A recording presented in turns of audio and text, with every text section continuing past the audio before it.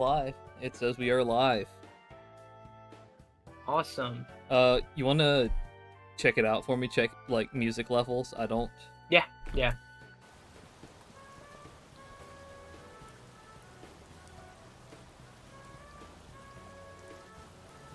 Yeah, sounds good.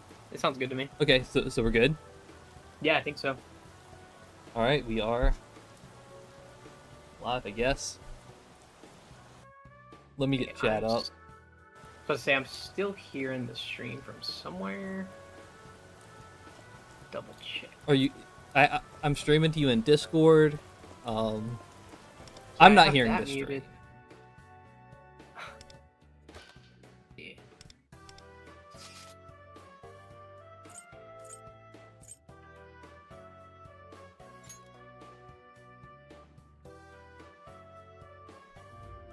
What in the world? Oh, I had the stream preview open like a long time ago, I guess, on a different Firefox tab. Oh, okay. Testing the like description or the title or something like that. Okay, so we got 6 people. What's up, everybody? What's up? I wanted to wait until it's actually 5, before we get started. Yeah, no, I'm just running around. Yeah. Doing whatever right now. Oh yeah, Watts has been busy with the guild stuff, so he actually hasn't got around to doing Futaba's Crossroads of Fate. So that's gonna kind of be the background for the stream. Oh yeah. Also check my screen right quick. All right. You inspired me a little bit. Oh yeah.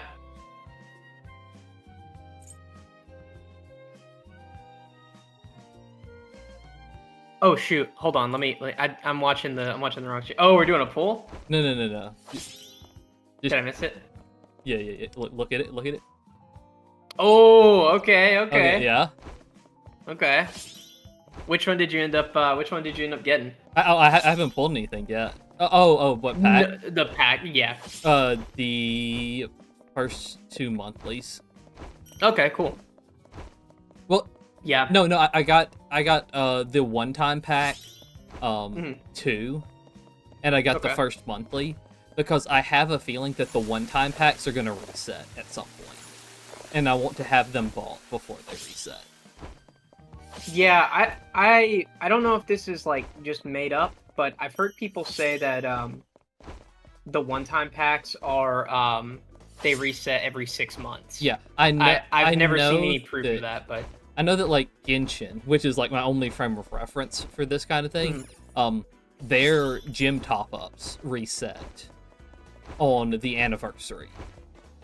See, that's what I was thinking a year. So I'm thinking a year makes so sense. I know at worst I get them after Barry comes out after a year. Yeah. You know? But yeah. at best I get them reset in like a couple months. Yeah, well, you can always buy the 80 pack, you know. Yeah. That one doesn't go away. Web exclusive. All right. Yeah, web exclusive. All right, so we got 9 people in here now. What's going on, everybody? It's our second stream for P5X, and today we're gonna do some. What Watts are you gonna do? Yusuke as well? Yeah, I'll probably do Yusuke as well. Okay. Since we're advertising Yusuke on the stream. We are. Don't feel pressured. You can always go for A1 Makoto, but you know now we got that. Now we got Yukaru. Yeah, now we got Yukaru in the guild. I feel like it's like how much do I ever want to? I can't keep borrowing Mars Yusuke because that's what I'm thinking. I need to borrow Yukaru's. Exactly. It's like I want it. Plus, now that I've been working with, hey, what's up? What's up, Gordo?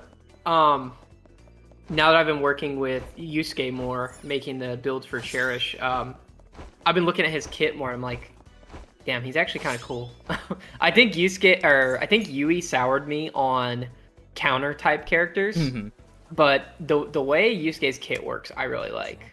I'm really curious to see how people react to Cherish, like people who don't follow CN or like character schedule or anything like that.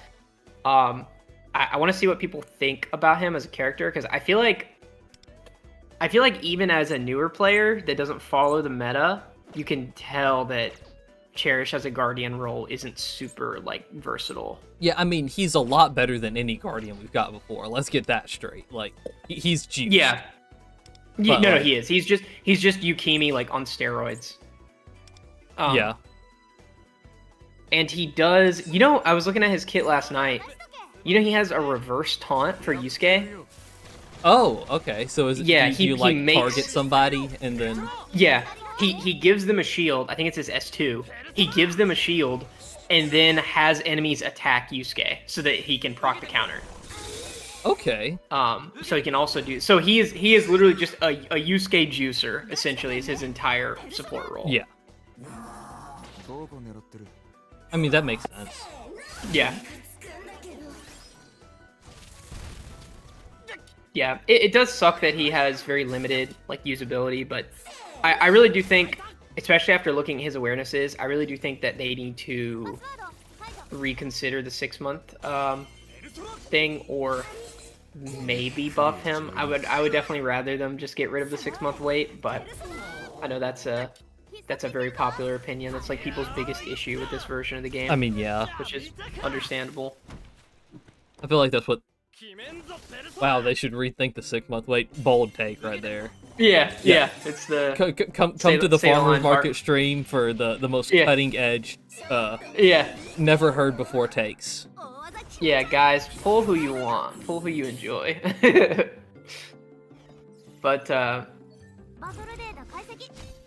yes, Yukaru, that's our goat in the chat. Yukaru recently joined our in-game Companio, and they have an A6 Makoto, and gosh. Hard carry. That character is just nuts. Like, it's really interesting, though, because you would think A6 Makoto is just like, okay, she just does a ton more damage. No. Yeah, you have to completely... a ton more damage. Yeah, you have to completely... Oh, yeah, that's one thing. The damage is way higher. But then also you have to completely rework your builds and your rotations to maximize the double turn. Yeah.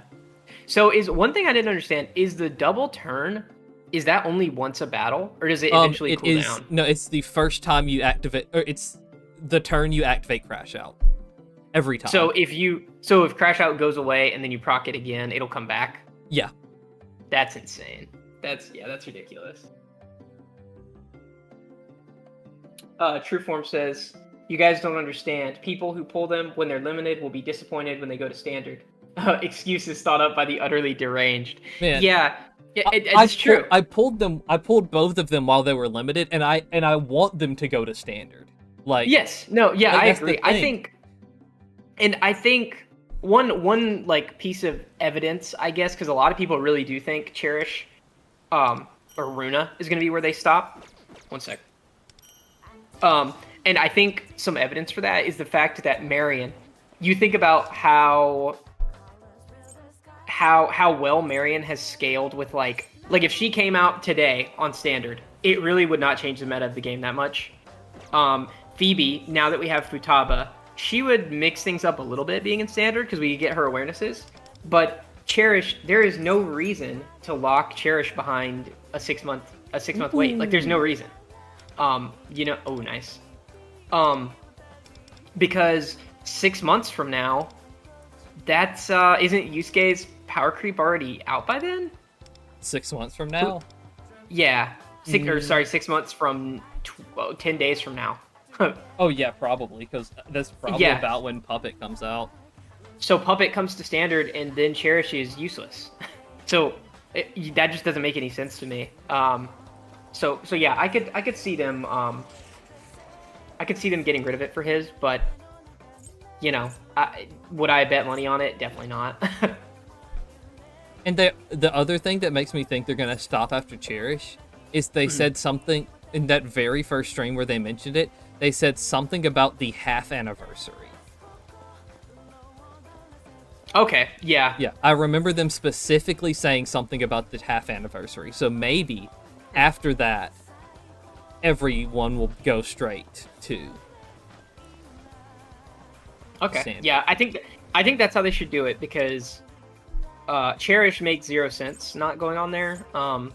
Runa, I feel like would just be kind of irritating, and then Turbo would be where it's just not even feasible. Like you can't lock Turbo behind a 6-month wait. It just doesn't work. Mm-hmm. But don't worry, they'll rerun her at some point. Yeah, I don't think I've seen a rerun on CN, like legit. Like I don't think I've seen a Turbo rerun. Let me go look around to see if I can like look at the banner history. Because they just updated the Super Wait, no, she's not even on the Super rerun because she's not a... Yeah, they don't want you to waste your gems on her. Okay, never mind. With Akihiko, they reran her. Okay. But Gordo at the same says, time, they also had like a billion reruns. Yeah. Gordo says they said that they would hold Marion until about half Annie. Okay, yeah. So I just feel like they thought about it with Marion and Phoebe, and they didn't think about it for any of the other characters. Because holding Marion for 6 months, if your goal is to keep them exclusive while they're at their most useful, then they pretty much succeeded with Marion. Phoebe, I guess, like if that's what they were going for, then I guess. But honestly, I feel like Rico is such a strong 4-star, and then everyone pulls Futaba. So, yeah, I don't feel like that's been as impactful, but it still sucks. It's like it's still a character people are missing out on, and it still devalues standard. Like, yeah. I really wish I could have a weapon as a 50-50 loss. It would make her a lot better, I think. Yeah. Yeah, Yakaru, I've noticed on the streams they're not as bad as they used to be, but there were entire periods where they'd just be doing like random stuff, like they'd be joking around or playing like a mini game or something, and the translator just give up and like walk away for like 10 minutes. It's like, okay, well, I guess if he doesn't want me to understand what they're saying, then I guess it's not important to watch either. But they've gotten a lot better about it lately. Gordo says they've also added the limited indicator in the contract screen, which might be an indication if Cherish comes out and doesn't have it, it indicates they might remove the jail. Okay. That's interesting. Mikhail says, who's worth, Yusuke or 5-star Mont for DPS Ice? That's funny. We were just talking about this. We were talking about this. I don't know. Yeah. If you're looking for specifically an Ice DPS, well, okay, so in the grand scheme of things, neither one is a top tier character. No. Yusei is probably not the smartest pull because like there's so many other good characters coming down the line. You also have to think about they're completely different in Yusuke's a better sweeper, and Mont's a single target. So it depends on like your account. If you have more good single target characters, then you could go with that. Or go with Yusuke. If you are lacking on single targets, then go with Mont. Mont also gives you a wind DPS if you're trying to get through like Velvet Trials or something like that. Do we know if she has like a boss? Like a Nightmare Gateway boss? Ooh, I don't know. Can't say I've ever seen one. There might be one. I've just never I haven't seen anybody talk about her. Yeah. But given that there's single targets and Kasumi comes out like directly after her, I wouldn't be surprised if like people just use Kasumi on her boss. I will say one thing that I think will give Yusuke the edge in between those two characters, Mikhail, is Yusuke, we don't know when, but Yusuke is supposed to come to the Cognitite Selector. Yes, he is. So you could get his awarenesses way easier than a character like Mont, 5-star Mont. So that's worth thinking about. But it really just depends on, and I know everyone says this, but how you feel about the meta. Like if you feel like, yeah, it's not a big deal to be missing this character for a Nightmare Gateway boss here or SOS boss there.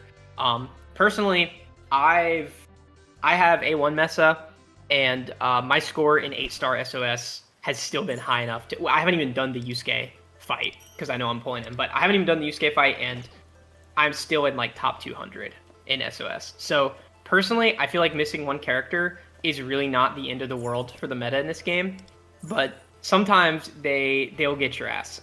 Sometimes they'll just hit you with the 1-2, and yeah, missing like two of the characters that they like in a row is just devastating as far as the meta goes. But yeah, the Miyu synergy. I don't know, man. I don't know what's going on with that. Honestly, I don't know why. Oh my God, you don't. There's no way they would hold her until she is like until she gets her 5-star, right? That's not. No way. Because okay. like, the thing is, her synergy, like the ability, is that it gives you these items that every social link in the game is like a favorite item for them. Okay. Do you want to do some either Crossroads of Fate or some pulls or? Yeah, how does chat feel? How's chat feeling about pulls? Do you think it's too early for some pulls or? I'll do a couple. Get a start. Okay, yeah. Let's see how many. Oh, I'm nowhere close to having standard pulls. I'll just do a couple. I don't even have enough to like guaranteed get him right now. So your trademark building pity.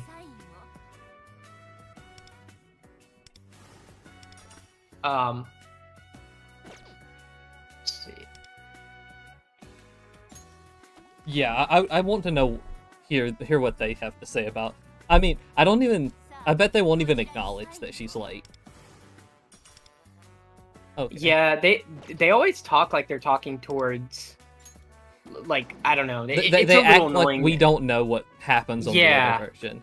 It's getting a little old. I'm not gonna lie. But then they know, because the game directors, they talk like we know. They talk about the CN buffs, and they talk about, hey, we're bringing the CN buff early, etc. Do you want to do your? I was gonna say, you want to do your 5-star? Draw. Oh, he said 3D. 3D says we need to draw a sword to summon Yusuke. I'm gonna Ryuji right here. Okay, so little bit of lore for you guys. Watts has a A5 Ryuji. A5 Ryuji. I need A6. I need A6 right here. Yes. Where'd it go? Okay, here it is. Oh, that's not. It's not a bad. Well, not a bad 5-star. Yeah, it's not a bad 5-star. Well, that's fine. Yeah, I think so. That's fine. I can't complain. Yeah. No. Absolutely. And one thing while we're figuring out what we want to do here, we got 17 people here, so I wanted to ask, what do you guys think about other things being streamed on this channel? Still talking about P5X, of course, because that's the name of the channel. I just feel like if you're not doing pulls or even general content, I feel like still is kind of boring in my opinion. How do you guys feel about other JRPGs being streamed on this channel while we talk about the game or take questions or talk about upcoming videos or anything like that? Like I was thinking of doing a replay of Persona 4 and Watts was thinking of doing a replay of Persona 4 on Very Hard, and then Watts was thinking about doing a replay of Metaphor. So yeah, just curious to see you guys' thoughts on that. If it's one of those things where you're like, oh, they're not playing P5X, I don't want to watch. But personally, as somebody who's watched a lot of P5X streams, I just feel like it gets a little old watching people just like walk around. But definitely let me know what you guys think, because if that's the case, then the next time I'll do Persona 4 or something. Okay, I'm seeing some JRPG fans in here. Yeah, this game, I did not think I was gonna like this game at all. I feel like that's how a lot of people come into this game. I thought I was not gonna like it because I thought it was gonna be too simple. Like I thought it was gonna be overly simple, and then the competitive side ends up being more complex than, like, honestly anything Atlas has ever made. Just the build variety and how the Persona traits work in this game. There's just a lot that really sets this game apart for me, and it has its problems, of course. There are, like, hallmark low budget things here or there. and then issues with business practices, of course. But just a really great game. But I do like Persona 4, other Atlas games, and I do have a backlog of some Atlas games I want to play. So yeah, if you guys are receptive to that, we'll give it a shot next stream. And I'll make sure to title it something so that you guys know it's not just me streaming a completely different game for no reason. But Yakaru says if you guys need more game streams, I could do Persona 5, P3 Reload, FF6, or FF7. Yeah, Final Fantasy 7. That'd be a really good. I've always wanted to. I need to play 7. I bought it, but I haven't played it yet. Oh, dude, yeah, you should stream that. That'd be really fun to watch you play. That's one of my favorite JRPGs ever made. I played through like half of the first 7 remake. Yeah. But then I decided to just buy the full old game for like $5 on sale. Yeah, I won't be too controversial on stream, but I think I've told Watts enough times I am not a huge fan of the Final Fantasy VII remakes. I just prefer turn-based. Action games feel harder to me to nail down, really. I feel like JRPGs are easier to make. I feel like the skill ceiling of making them is a little lower. While action games, it's like, it starts to get a little old. Like Persona 5 Strikers is mechanically pretty sound for most of the game, but you definitely start to hit a wall where it's like, okay, I feel like I'm just doing the same thing over and over. So yeah, I definitely prefer turn-based games, but I'd also be open to other stuff too. The Caligula effect. Watching someone die in SMT Vengeance could be funny. And so it's funny you say that, Face Palmer. I played through that game, or I played the original SMT5, and I actually really did not like it when it came out, because it was only on Switch, and it only had the regular route. I don't remember what the regular route was called. And the Vengeance came out a few years later, and I was like, you need to replay it, like it's so much better. And I did last year or this year, and man, the whatever you want to call it, the repack, the golden version of SMT5 is so much better. Like that might be some of the best combat Atlas has ever done. Still not crazy about the story, but the team variety is really good, and it's just fun. It's just fun to mess around with that game.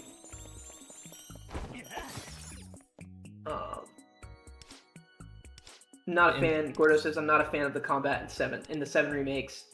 I don't mind ATB combat, but I think I preferred the classic version. Yeah, the classic version, or even if they wanted to do like Crisis Core, if you've played that game, I wouldn't mind that either. I know that's a little clunky for some people, but I really like how the abilities work in that game. Watch, just interrupt me if you want to talk. I feel like I'm kind of. I'm trying to. Oh yeah, it's weird getting up there. I had trouble doing that too. I was on my phone at work. Yeah. Yeah, Yakaru, and it's so funny. So Yakaru says Atlas is famous for needing to release all of their games twice to get them locked down and super solid. Sup, Metaphor? That game's perfect. Yeah. No. So here's the funny thing about that.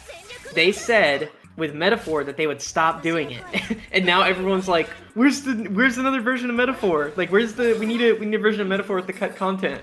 So now it's like the monkey paw curled. It's like, oh well, damn. Now we want another version of Metaphor.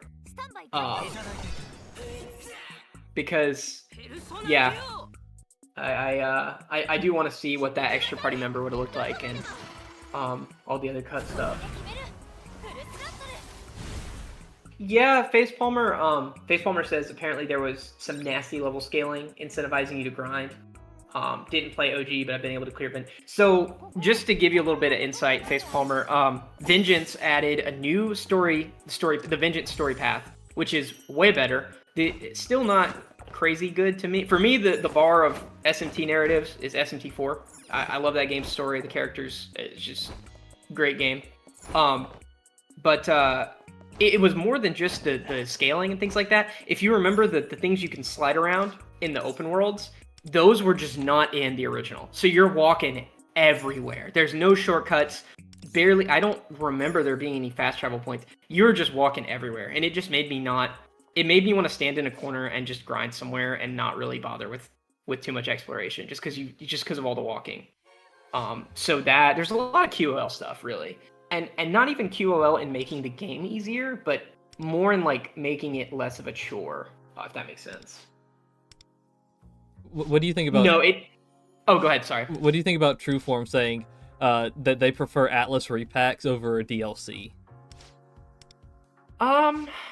It depends.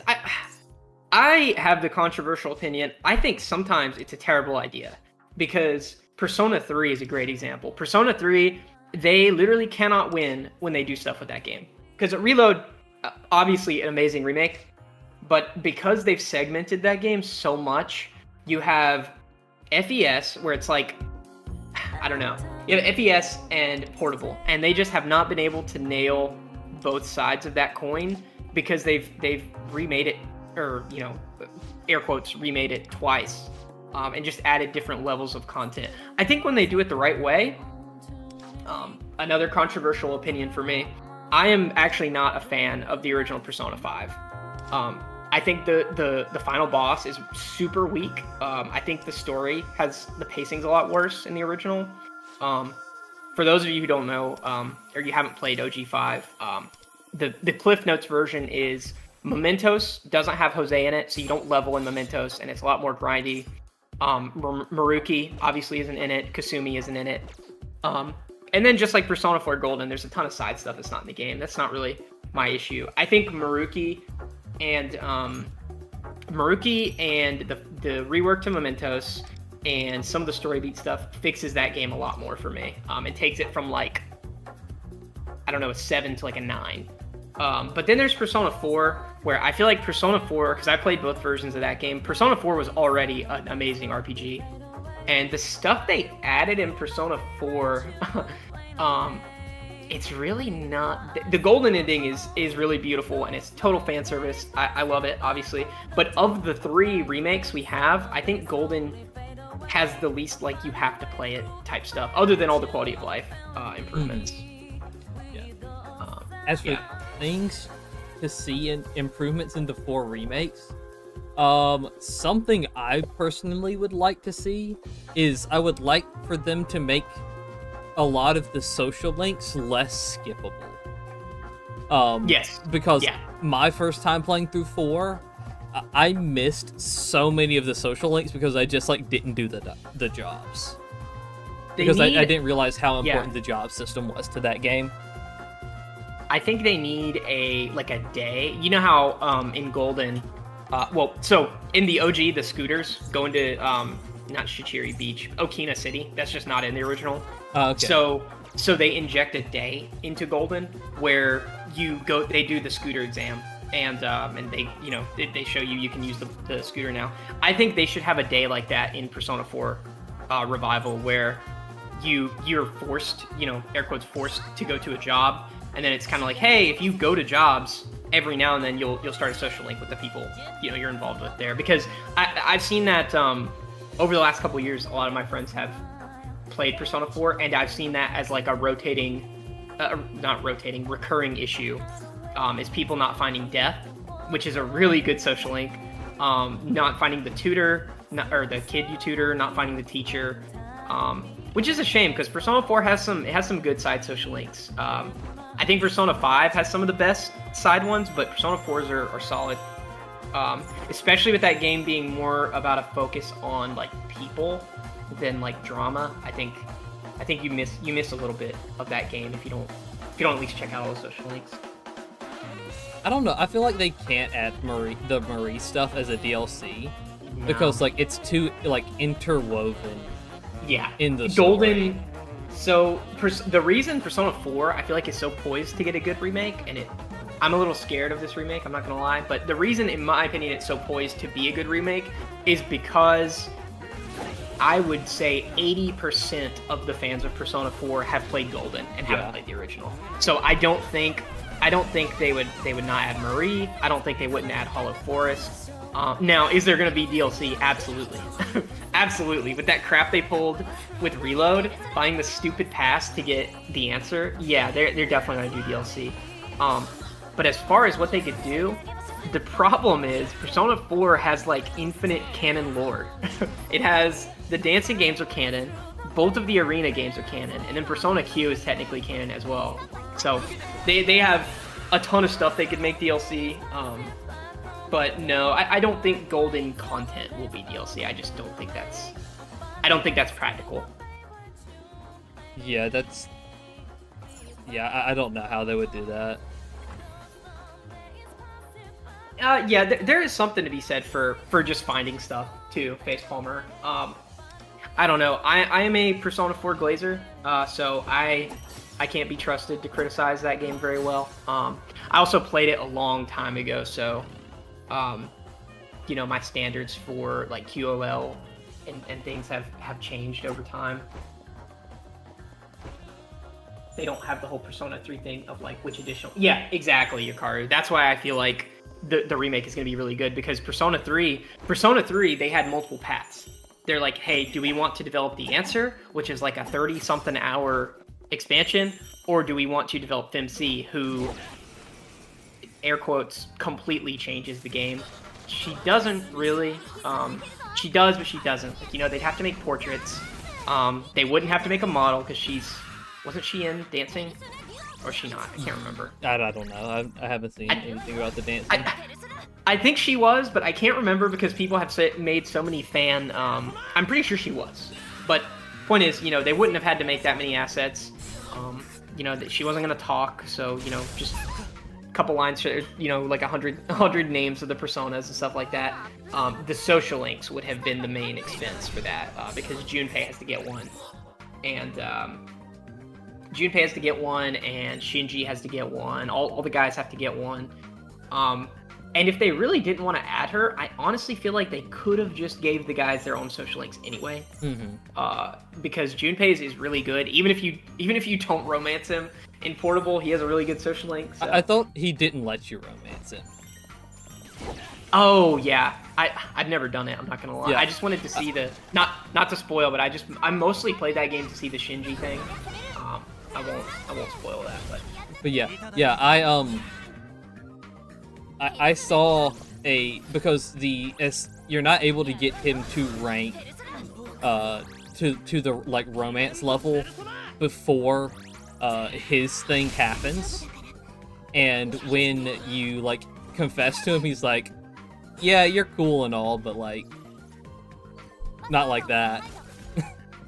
Damn, Junpei. Oh well, Junpei. Yeah, that's right. Junpei you can't romance from Junpei. That wouldn't make any sense. Yeah, because the thing just happened. You know what I mean? Yeah, that makes no sense. I just thought about that. Yeah. Yeah.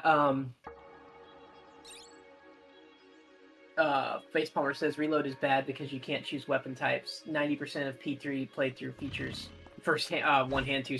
Yeah, I agree.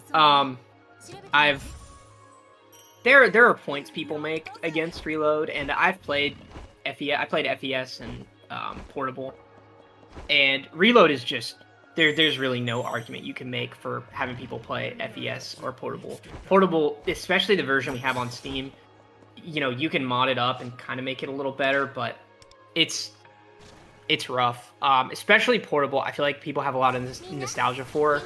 For me, the little like.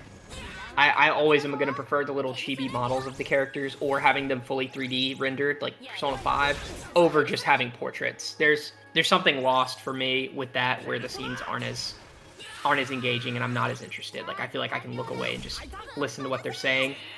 And then little stuff like the dungeon exploration, I don't like the overhead on that. And then FES is just super low-hanging fruit. Like, you know, can't control your party members. The tired system where you get tired from being in a dungeon for so long. There's just a lot. And I do really enjoy the soundtrack to the original. But they even fixed that recently. You can swap songs from the original into Reload just natively now. So there's, as far as I'm concerned, that was kind of it for me. In fact, I might do a Reload playthrough again. Sometime soon, because the game was really good. There's also if you were to remake the FemC route, you have to deal with the kin social link. Oh, that's easy. Just don't include that. Yeah, just don't include why? it. Yeah. Because why did they do that? Because why did that? Just why? Like, it doesn't. It's never made any sense. I don't know what they were thinking. Yeah, we've talked about this before with Persona 3 social links. I have never been a huge fan of P3 social links. There are some. The thing is, they're very yo-yo. The Sun social link, is probably one of the best ones that they've ever made. Yes. In any Persona, just really, really good. The one with the parents and the tree, that one's really, really good. And then you have like Gourmet King. And it's like, okay, And then like, you know, Magician. it doesn't. Yeah. Wait, is that the guy who wants to bone his teacher? Yeah. Yeah, that one is horrible. And it's like, oh man, it's like you guys are really. I think it's because some of them are Persona 4 coded, and I love Persona 4. The tones of Persona 4, the silly like tones of Persona 4, do not fit in 3 at all. No. Like 3 has so much like doom and gloom going on. It just doesn't really work, but it's my opinion. I'm gonna do me a couple more of these pulls right here. Okay. I'll start doing some after yours. Let's see. You didn't draw a sword? Yeah, I'll draw the sword. That was a request from one sec. Been a little while since 3DTD wanted a sword. He said this guarantees a Yusuke pull, so we can blame him if you don't get him here. Not a great sword, but it's a sword. Interesting. Maybe you have to draw it on the sword that the sword that's on the cards in Shuffle Time. The little like red swords. Yeah, I think you got to draw them like that. Okay, like that. Okay, let's try that. Oh wait, wait, stop. Are you meaning to pull on Futaba's banner? Oh, that was Futaba, huh? Whoops. Oh my god, dude! I didn't even realize it either. I was looking at stream chat. He said on Yeah. Futaba's. I was like, he's not pulling on Futaba. Yeah. Okay. Dude, whoops. you just saved our life. Okay. Yeah. You saved our life. Okay, so that's why the sword didn't work. No, Okay. absolutely. Okay. Well. Damn. Roll the sword again. Yeah. Thank you, Gordo. I just looked over. Yeah, I just looked over and I was like, what? He didn't pull on Futaba. He did. I did pull on Futaba with that. I'm just not thinking. Well. Also, I haven't gotten a double at all. What do you mean, like a double like 4-star? Oh, okay. I'm feeling it. I'm feeling this one. Do we get it early? We don't. Come on. So man. Scammed. Now we got some decisions to make. I was gonna say, do you? That is This okay. is- All right. okay, Okay. You're going for no. You're going for a layering. Yeah, like, you were going for for Final Fantasy VII. yeah, Yes. it ended up looking like the Buster Sword. Lufel Oh, is triple. Just... Oh, okay. So Some now gems. we have a question. You absolute. Oh shit. That's a long time to save, man. That's a long time. It's like 4 weeks. That's a long time. It's a long time. In real life, no, it's not a long time at all. In Persona 5, the Phantom X, yeah, that's a long time. It's All right. Do you want to? I'll stream. Let's see your polls. Okay. All right. Let me pop your Discord stream out. Let me know when you're.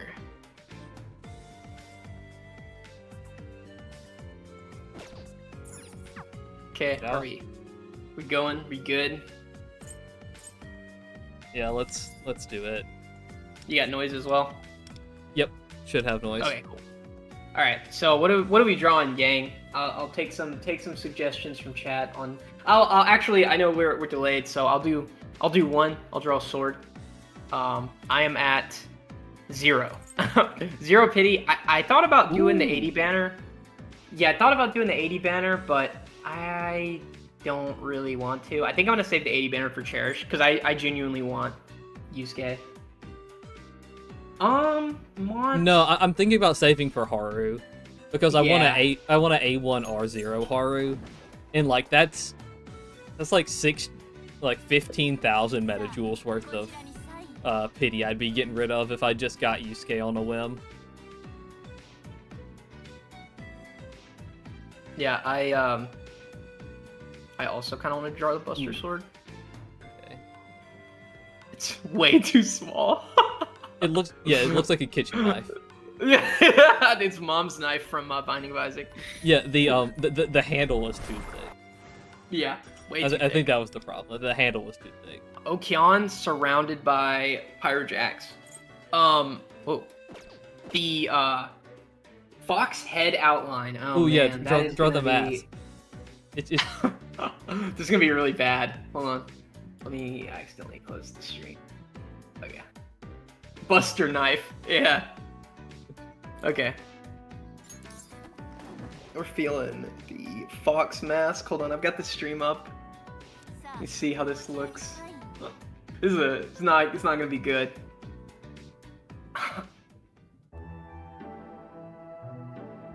Oh, it's not that wide. Morgana. Yeah, it is. No, wait, I can't see the outline anymore. And I can't. It's a Hypno from Pokemon. Yep. And I can't. Can you can't let off the mouse at all, can you? No, you can't. Okay, well, these are eyes, guys. Dude, I hope Mar's not watching this. I'm sorry, Mar. Draw a marketable Morgana head. Morgana. What's that cat look like? Let me get a reference image for Morgana. Let's go take a look at Morgana's head.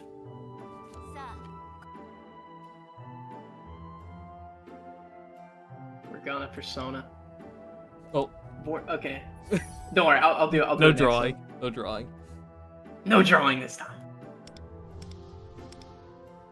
Oh my goodness, these 4-star RNGs are terrible. Okay.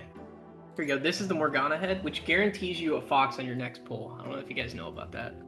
It's a bit of an Easter egg in this game. Okay, I'm gonna draw the. It's not gonna be good. No, what? I did not. I clicked on the. I did it again. See, I missed it. Okay, hold on. Try one more time. Dude, I'm missing so many foxes because of missing this drawing. Okay. So it's something like this. And then it's I can't do perspective. I'm trying to do the little cheeky like Morgana standing there pose. It kind of looks like Morgana for a second. Hold up. Okay. He's not gonna have arms. I don't know how to do. I can't do arms. Okay. That kind of that's looks all like I got. That's all I got. Morgana, I think you've gotten wider. It's not flat Morgana, like flat Stanley. Melt. Key. Alright. See what we got here. Oh, yeah. Oh, ooh, Yakaru's got a good one. Draw the Sayuri. The whole picture. Oh, the whole thing. Yeah. I would have to be a fraud. I would have to be a fraud to draw that. Animal Crossing cat. Animal Crossing cat. Yeah, that's what you just drew. Oh, I did. Giant head Animal Crossing cat going like.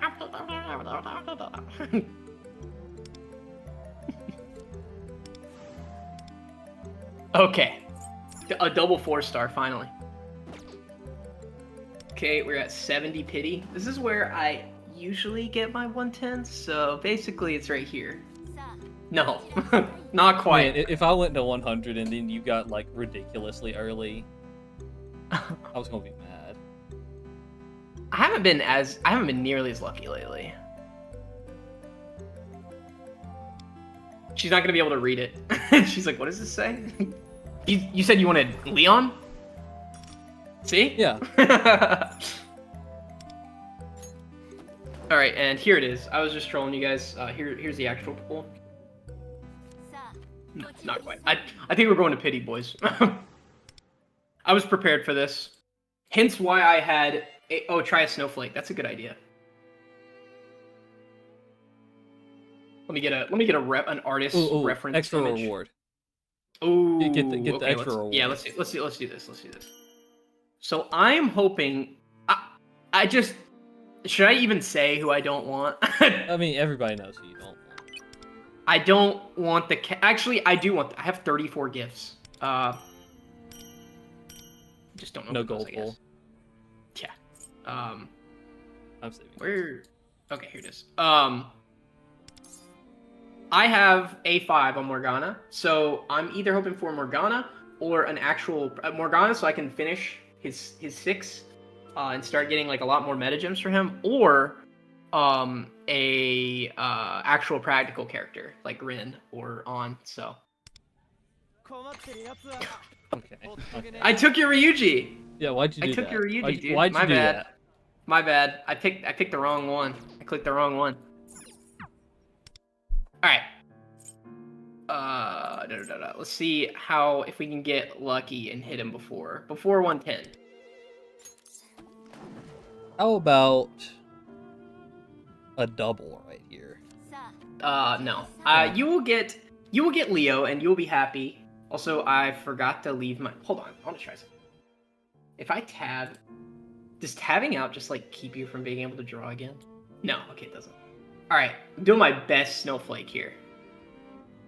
This will take a while, guys. Okay, then you have to draw like a melee fox shine.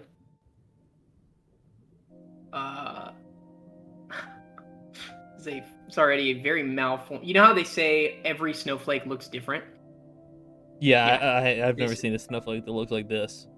Exactly. Yeah, every snowflake is different. It looks like I'm drawing like a gender signal, like a symbol, like a new gender symbol. Isn't that what section. Prince changed his name to? Yeah. It's funny.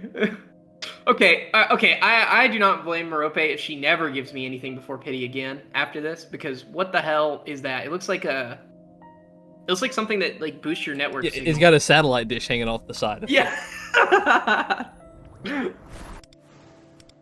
All right. All I'm asking for, Merope, is 10 below pity. That's fair. I feel like that's pretty fair. I feel like it's a fair request. And she just dunked me in the toilet, so I'm probably not. Okay, no. All right, hard pity. Yeah, that's fair. That's fair. I did ask for this character. Went out of my way to get the pulls, so. But the shine, baby. Face Palmer says, yeah, exactly. All right, let's go set up this character. Oh, you got him early.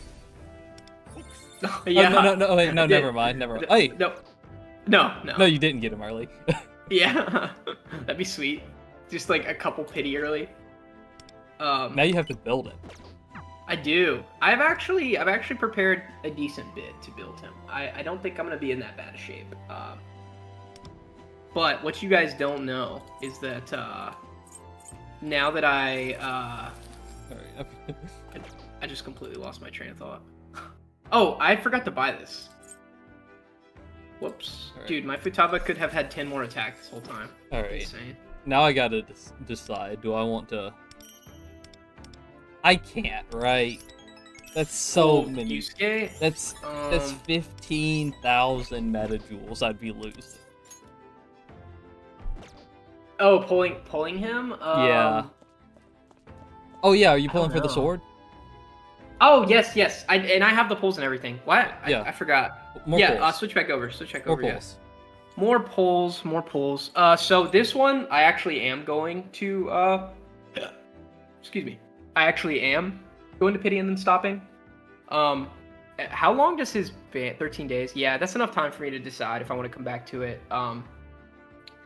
I do want this weapon, but I'm not. It's not going to be the end of the world for me if I miss it. So.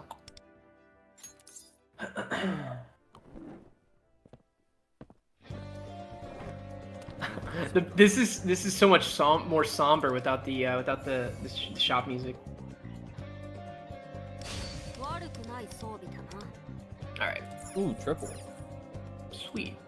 Dude, why doesn't he have us like sign something for like a background check or something? So I can draw guns. I mean, you think a wise background checking people? No, absolutely not. There you go. There's the 4-star. We hit his weapon, Dude, right? sweet. We're done pulling. I did. Yeah, I'm done.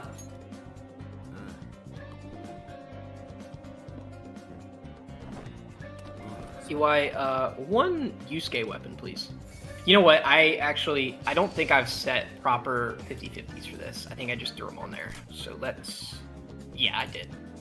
I mean, they're not terrible. Are there any more I really want? No one asked why I have keys. No one asked why I have keys 5-star weapon. Okay. Maybe wins. You can Wins. get, like... Yukimis to go with Fox. That's actually a good idea. Or Puppets. Well, no, Puppets is worse for Fox Yeah. because her 4-star gives defense. Yeah, the interesting thing is I'm actually not super, I would like his 5-star, but I'm not going to be heartbroken if I don't get it because I want to keep leveling Cord's weapon too. So I would probably use the weapon for that. But yeah, we've played sorry, TW a little bit, but it's just that I don't like the translator. The translator's frustrating enough to use that I don't think it's worth like playing through the game. Oh yeah, definitely not. Totally. We play. I play like enough to look to, around and like check Yeah. out what's coming, but like Yeah.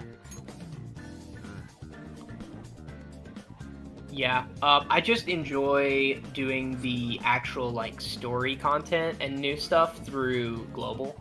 But I'm not opposed to logging on to TW every now and then and seeing what they got going on. Especially like playing Tartarus. That's been my main thing when I log on there. Also, Jet, we had an agreement. I thought I told you. I thought I told you we weren't gonna talk about that. Okay. Do the funny. Singles to pity. I do the funny. Yeah. Singles to pity.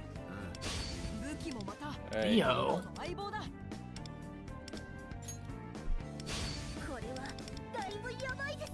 Dude, pulling Yusuke just brings the curse of John Unlucky Man when you pull this character. Actually, I don't know. Why do I feel like Zavai got pretty lucky on this banner? Oh, no. Like when it originally ran. No, see what we're doing? We're taking all the bad luck, so Mar gets the good luck when she Exactly. pulls. Yep. Yes, That's exactly. what we're doing. That's quite smart. All right. Actually. All right, guys. Do we What are win? you feeling? Are you feeling we hit the 50/50 here? Or are you feeling that we don't hit it? Either way is good because if I don't, I get leveling material for Cord's weapon. If I do, then I get a really important 5-star weapon. So, all right, gang. I'm feeling Yuki's. Oh, Okay, yeah, we gotta do. All right, that's That's fine. Yeah, Vino's is a I'm- pretty insane dude. You think so? You Yeah. think I should use it on her? Or well, go look and see what it does. Okay.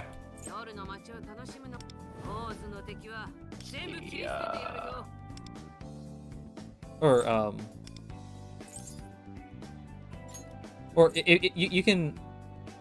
Oh, It just makes like it to the where big it has screen. a 95% chance of inflicting the additional element. Oh, okay. That removes a little bit of RNG, yeah. Well, ooh, what's your cord weapon looking like? I think she's at 3. To be honest with you, I don't even know if I'm at the dupe where I can use another one. Oh yeah, I can. Oh, well, that's where it goes, huh? Yeah, definitely. Oh, yeah, I guess that's where it 4. goes. Yeah. 4's only attack, but then it gets you much closer. But then to it's 5. the last one I need, yeah. So then next time she runs, all I need is to pull her weapon one more time, and that's it. Don't worry, Cord, we're getting you there. Alright, let's build this character. I couldn't it's tell gonna be you fun. what's used in the buoy team. I haven't seen. The buoy team. I want to see what Lufel.net thinks about that. Let's check that out. Well, I'll let you build Fox. and Yeah, I'm gonna get swap back to. back over, yeah. I'm gonna get back to gaming. Oh yeah. So Lufel.net seems to think for the UE team you should be using Oh. so their CN team is Buoy, Matoy, Turbo, Anj. And their like more. Their global team is Bowie. No. So like is the new Bowie? Oh, okay. Let me check that. That's what you meant, right? The new one. Vino jump scare. Yeah. Is Vino used in Bowie team? Yeah. Do you mean the old one or the new one? I always get confused because Yui Prism is the new one. So the new one, it looks like oh shit. Hold on one second. So hey, Watts. Oh yeah. If you pull up Discord, can people see it over the overlay? Yeah. I mean, I can pull it over it. Okay. Oh no, I don't want. I'm gonna send you a message. Oh yeah. No, I think it's nothing. Okay, it's nothing super sensitive. Yeah, I don't think I think in streamer mode you don't get like pop-ups. Okay, cool. I just meant just so you could check a message I'm about to send you. Okay, yeah, I see it. Okay, cool. Like, cool. Yeah. Oh yeah, Nui Bowie. Nui Bowie. Okay. Yeah, we have a bit of a surprise for you guys in roughly 30 minutes. Wanted to keep it under wraps. Nothing super secret.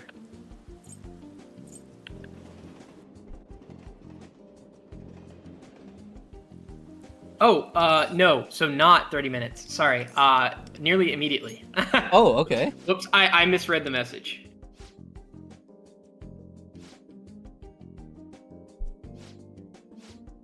But yeah, it's Oh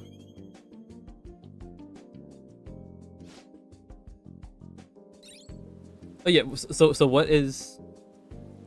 Oh, for teams, my bad. Yeah, the team. So there's two. The A6 needs to use Summer Marion, Blitz, and Ange. And the regular one uses Marion, Turbo, and Ange. Okay, yeah. So like, I mean, at that point in the game, like the buffers get so good. Like Marion, Turbo, they're so good that like it's hard to argue to use a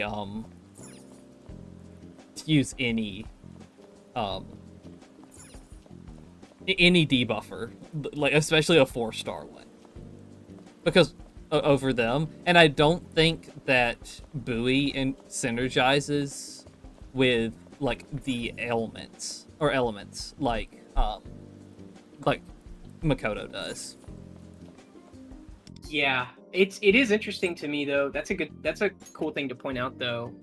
The person who brought up her teams, because I just thought that she would pull over what Makoto does, but that's a little sad that by the time she comes out, the Makoto team, like not just Makoto, but the Makoto team will be pretty much done. Hey, what's up, man? Yo, what's going on, guys? What's up? Yes. So How's stream. it going? We don't have overlays or anything like that, but Slick Rick has just joined the call. So everybody give him a welcome. I feel like if people are familiar with our channel at all, then you like have to know who Slick Rick is, you know? makes me feel so important. Yeah. But we've never actually we made the collab video, but we've never actually talked in voice chat, so it's a cool experience. Yeah, it's sick. So what's going on with you guys? How we doing?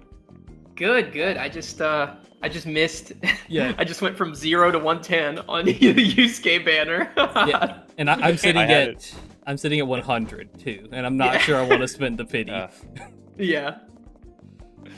Bro, I was listening to it in the background. I blasted a video out after work today, and I was like trying to come up with a thumbnail, and I put it on in the background, and I was like, please don't let this guy lose his 50-50 to Riddle or something. I got destroyed. I went ahead and bought the 80 pull pack because I was like, I'm not gonna hit. I can just feel it. Yeah. I don't know. You know when a banner's coming up and you're like, I'm not John Lucky, man. I feel like when you pull a rerun, you just have to be ready. It's like the game knows. The game knows you don't deserve it. But I'm glad to finally have him. I missed his weapon too, of course. But Rick, you see this? Jet says, "Is Rick the Fortnite guy?" No, no. Jet, I've played one game of Fortnite in my entire life. I hid in a bush, I finished second place, and then I uninstalled it. Dude, why does that work so often in battle royale games? I never played one before, so I just hid the whole time, and I threw like one grenade. I eliminated the guy. It was probably a bot. Yeah. And then I was just like, yeah, this might not be for me. I heard that they started doing that. I honestly haven't really followed Fortnite that much, but I know after it stopped being as popular, they started filling some of the lobbies with bots, which I found interesting because I feel like games are shifting more towards PvPvE. Like that Arc Raiders game that came out recently. It's getting really popular. I wanted to try it. I haven't played it yet, but my FPS days I feel like are behind me. I don't know. My reflexes in my old age are not what they once were. It's from what I've seen, it's third person, which is really interesting to me because I feel like third person shooters, ever since like Gears of War kind of fell off, I feel like you just don't see third person shooters as much anymore. So I've thought about trying it, but I'm with you. Like my PvP, unless it's a game like this where the PvP is like stats, like high scores, I just feel like once you get over like a certain age, like 21 or something like that, it's like your reflexes aren't as like Counter-Strike. I just get cooked in that game now. I can't play nearly as good as I used to be able to. Yeah, I'm not good at like I was never good at like the tac shooter kind of like stuff like CS:GO or Valorant or any of that stuff. I was always terrible. Yeah. But like I played more hours of like Overwatch and Apex than like any human being should. Yeah. That's very interesting what Yakaru just said. They worked on Gears of War. What? Which one? Man, Gears of War 3 came out when I was in like 7th grade or 8th grade, so I just, doxed my age to you guys. And that game, oh my god. I must have spent thousands of hours on that game. Like the multiplayer of that game is so much fun. If they put it on PC, I might have to retire from making P5X videos because I'd just be on that game all the time. Like it is, to me, that's the closest multiplayer games came to like the Halo 3 style of just really fun, just a really fun like weapon sandbox and gameplay loop. Like just super fun to play with your friends. But I feel like I had some questions I wanted to ask you, Rick, but I forgot all of them. I'm good with whatever. What got you into what made you decide to make videos for this game?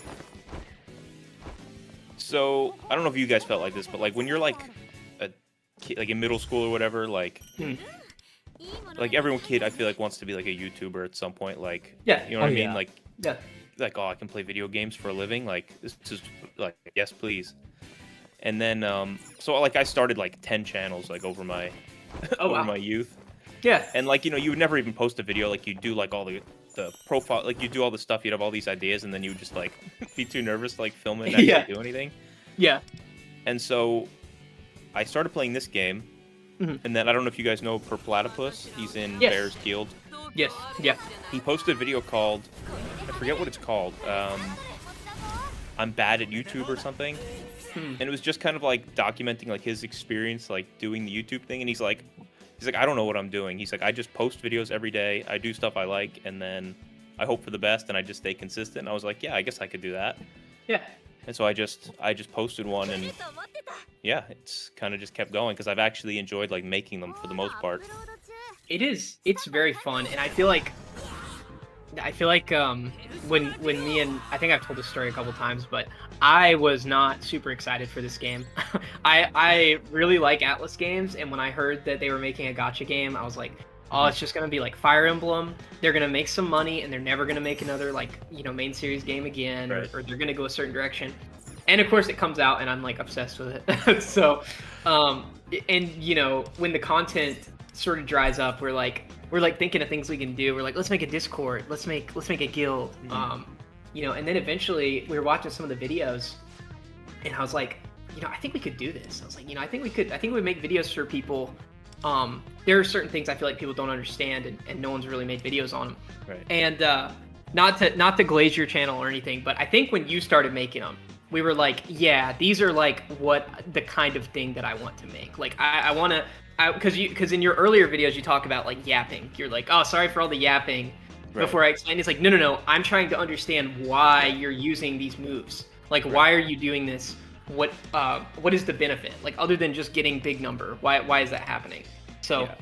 that was like the intent, which I feel it's kind of unfortunate. I feel like I've kind of lost it a little bit as we've kind of gone on, because that was the intent. Like especially in the earlier videos, it was like I talked so much, and now I kind of feel like I don't know. I feel like people just like want to come in and see it and then get out.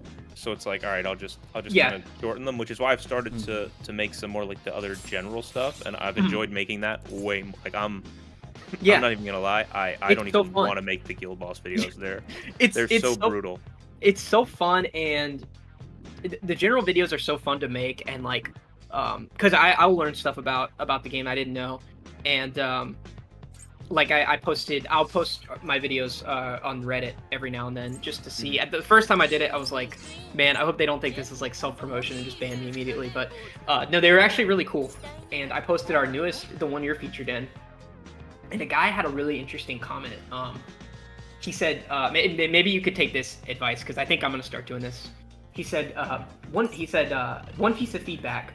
Try to leave out specific percentages in speech. For example, if Rebellion increases crit rate by 9.3%, just leave that out and put it on the screen instead. Whatever you're saying needs to be easily digestible, and vocal clutter makes it a little bit harder to follow what you're saying, and a lot of people won't remember it anyway. Instead, focus on how things work mechanically, and if numbers are important, do them in relation to each other instead of as a specific number. And at first I was like, I don't know, because I feel like people in this game's community are very analytical and they want to know numbers. But at the same time, it's like, if I tell you that this is the breakpoint you need to hit max Rebellion, or this is the breakpoint you need to hit max Tarakaja, like, you can write that down, you're not going to remember it. So I do agree. I think visual stuff helps people a lot, so I've been trying to incorporate that more into videos, but sorry, I kind of went on a tangent there. But... No, I think that's like good advice, and I'm really bad at that, because like when I read your script, I was like, oh, like you and I definitely kind of think about this the same way, where it feels like we kind of want to explain everything. Yeah. Because like my brain like has to kind of, yes. for whatever reason. Yeah. So even if I record it like that, then I cut it out like that. That's fine for whatever reason, but I have to at least say it to myself. Yeah.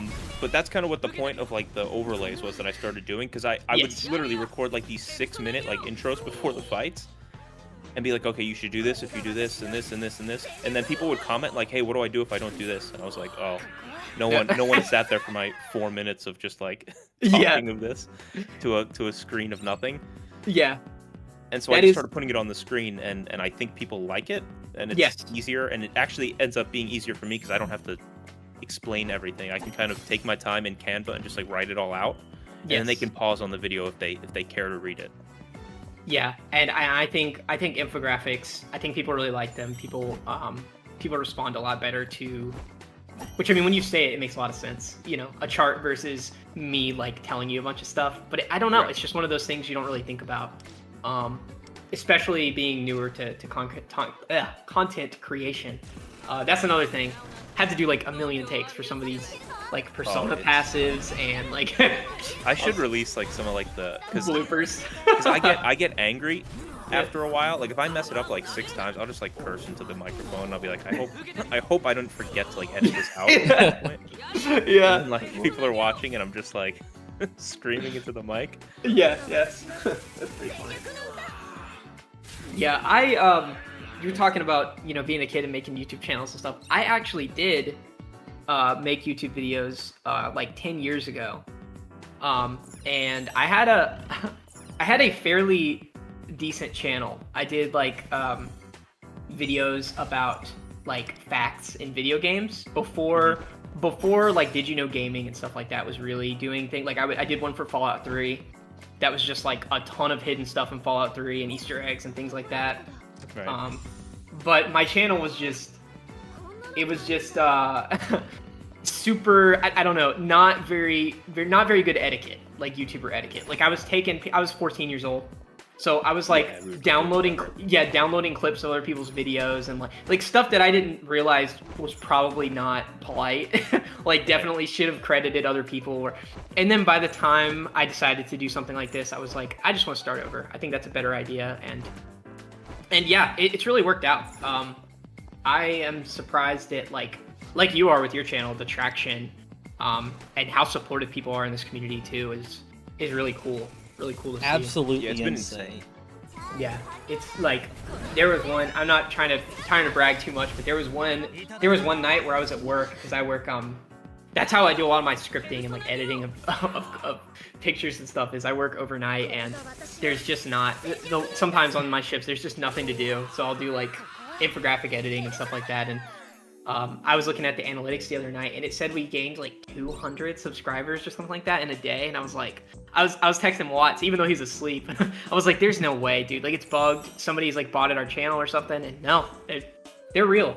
And it's just really cool to see because I like this game a lot, and I like Persona a lot, obviously. So it's cool to see all this stuff come together. Where there's a lot of people that enjoy this game, and that's another reason I see people saying EOS, all the time, but the power of this like franchise and the people that love it are just Definitely. rabid fan base. It'll never die as long as they break even on it, and there's gonna be like me, like even if I hate the game, like I love Persona so much that like I'm never leaving the game. So no, the free to play aspect carries it so hard because it's like, say they do something egregious. Say that card, infinite algorithm. Do you know about that?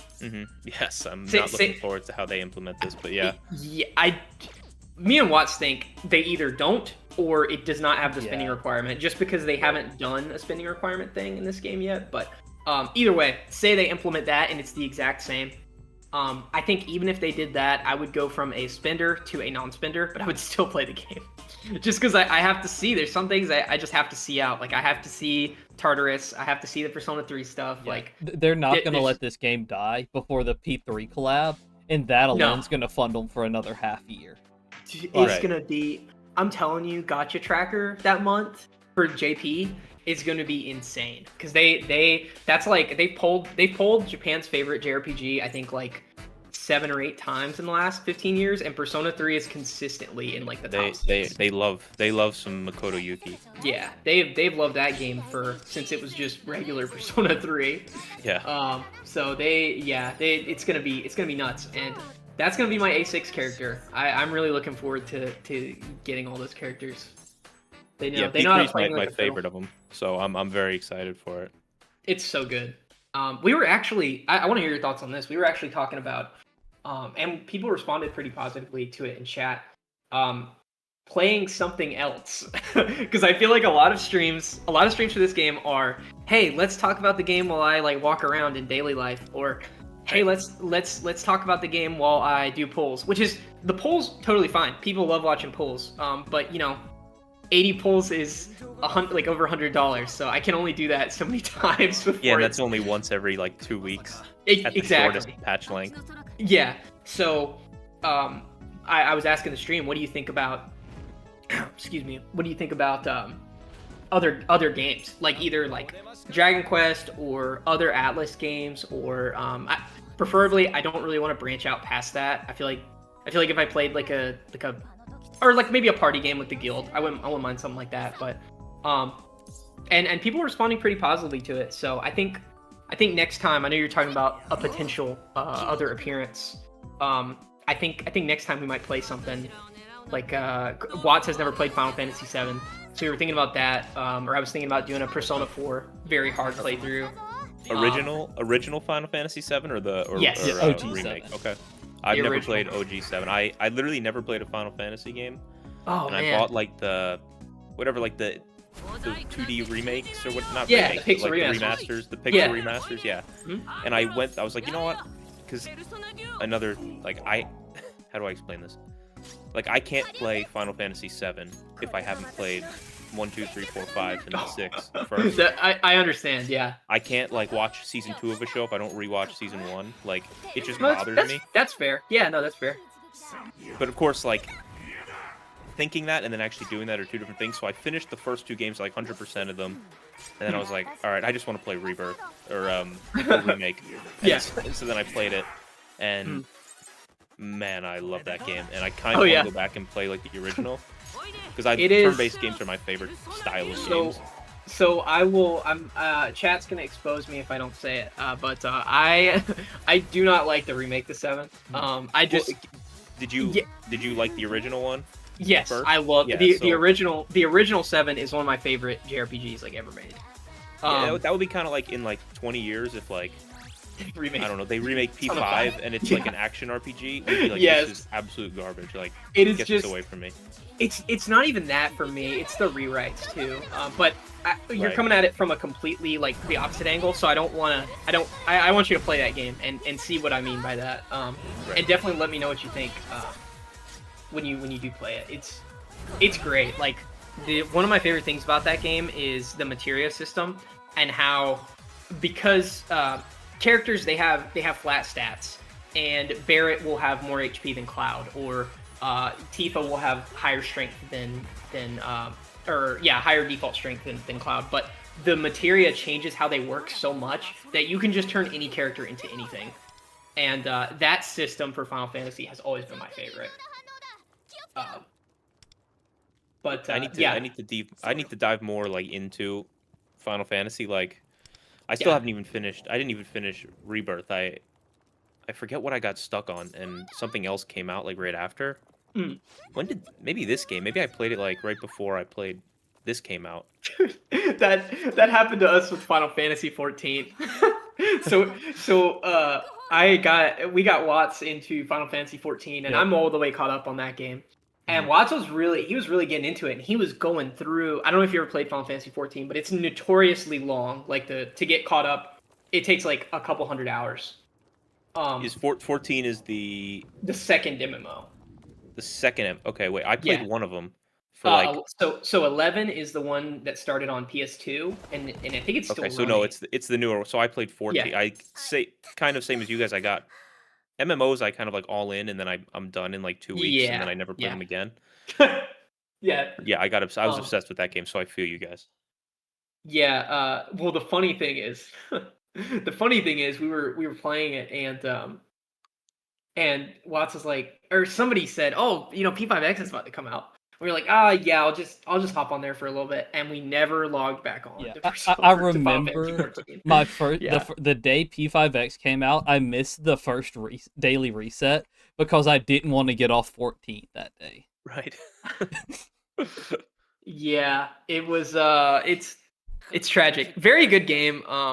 They're in a bit of like a troubling situation right now with the current expansion, but it's still really good. Like it still has some of my favorite stories in the franchise. But here's some interesting comments from the chat.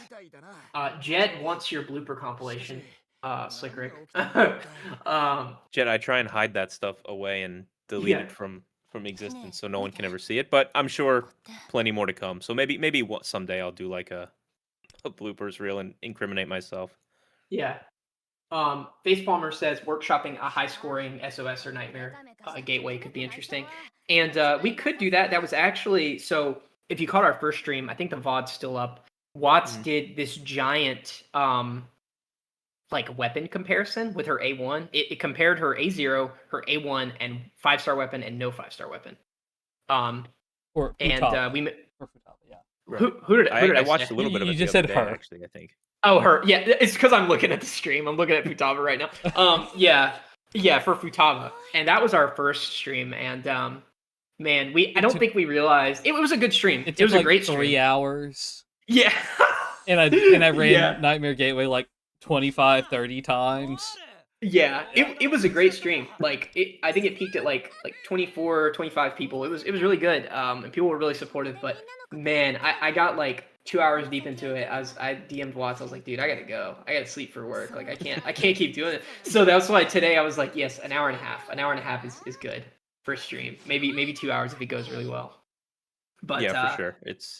It can get like brutal, especially if you're like comparing stuff against one another to like try and figure. Try and get hard numbers where you actually have to like really like lock in and pay attention to what's happening. Yeah, and I felt bad for Watts too because I went back and watched the VOD. And he's just like kind of sitting there by himself. I'm like, Yeah. bro, you really need 2 people. Like you really need. This is perfect, 3 people, because I feel like I don't know. I yap quite a bit, so I feel like I'm taking up a lot of the conversation. But I feel like when you have 3 people, you can kind of bounce off each other a little easier. Definitely. And there's not as much dead air. But Yeah, that's my fear of like streaming alone is because like I do kind of want to stream at some point because I Mhm. think like earphone and you guys like you did on your first stream. I think like the right idea for the guild boss stuff is not to like do kind of what I'm doing because I do kind of want to get away from doing every single boss because it's like kind of exhausting and it feels like I'm just like rehashing, retreading stuff that's like already been done 100 times and by Mhm. myself, not even by other people. Yeah. And it's like, do people need to see how to do like all again? You know what I mean? Yes. For like the 15th week in a They, row. so they do, yes. But is it fun to make? Like, because at a Right. certain That's point, that's the problem because yeah, people will watch it, but yeah, they will, it's they like will. At a certain point, it's like, and that's what we're afraid of. I was telling Watson, I was like, I just I don't want to have a channel where it becomes this obligation. Like, hey, where's my yeah, SOS video? Where's my Nightmare Gateway video? that's why I've started to do the other stuff because I genuinely like as of like a few weeks ago, I was like I don't even want to make these guild like I don't want to make them anymore.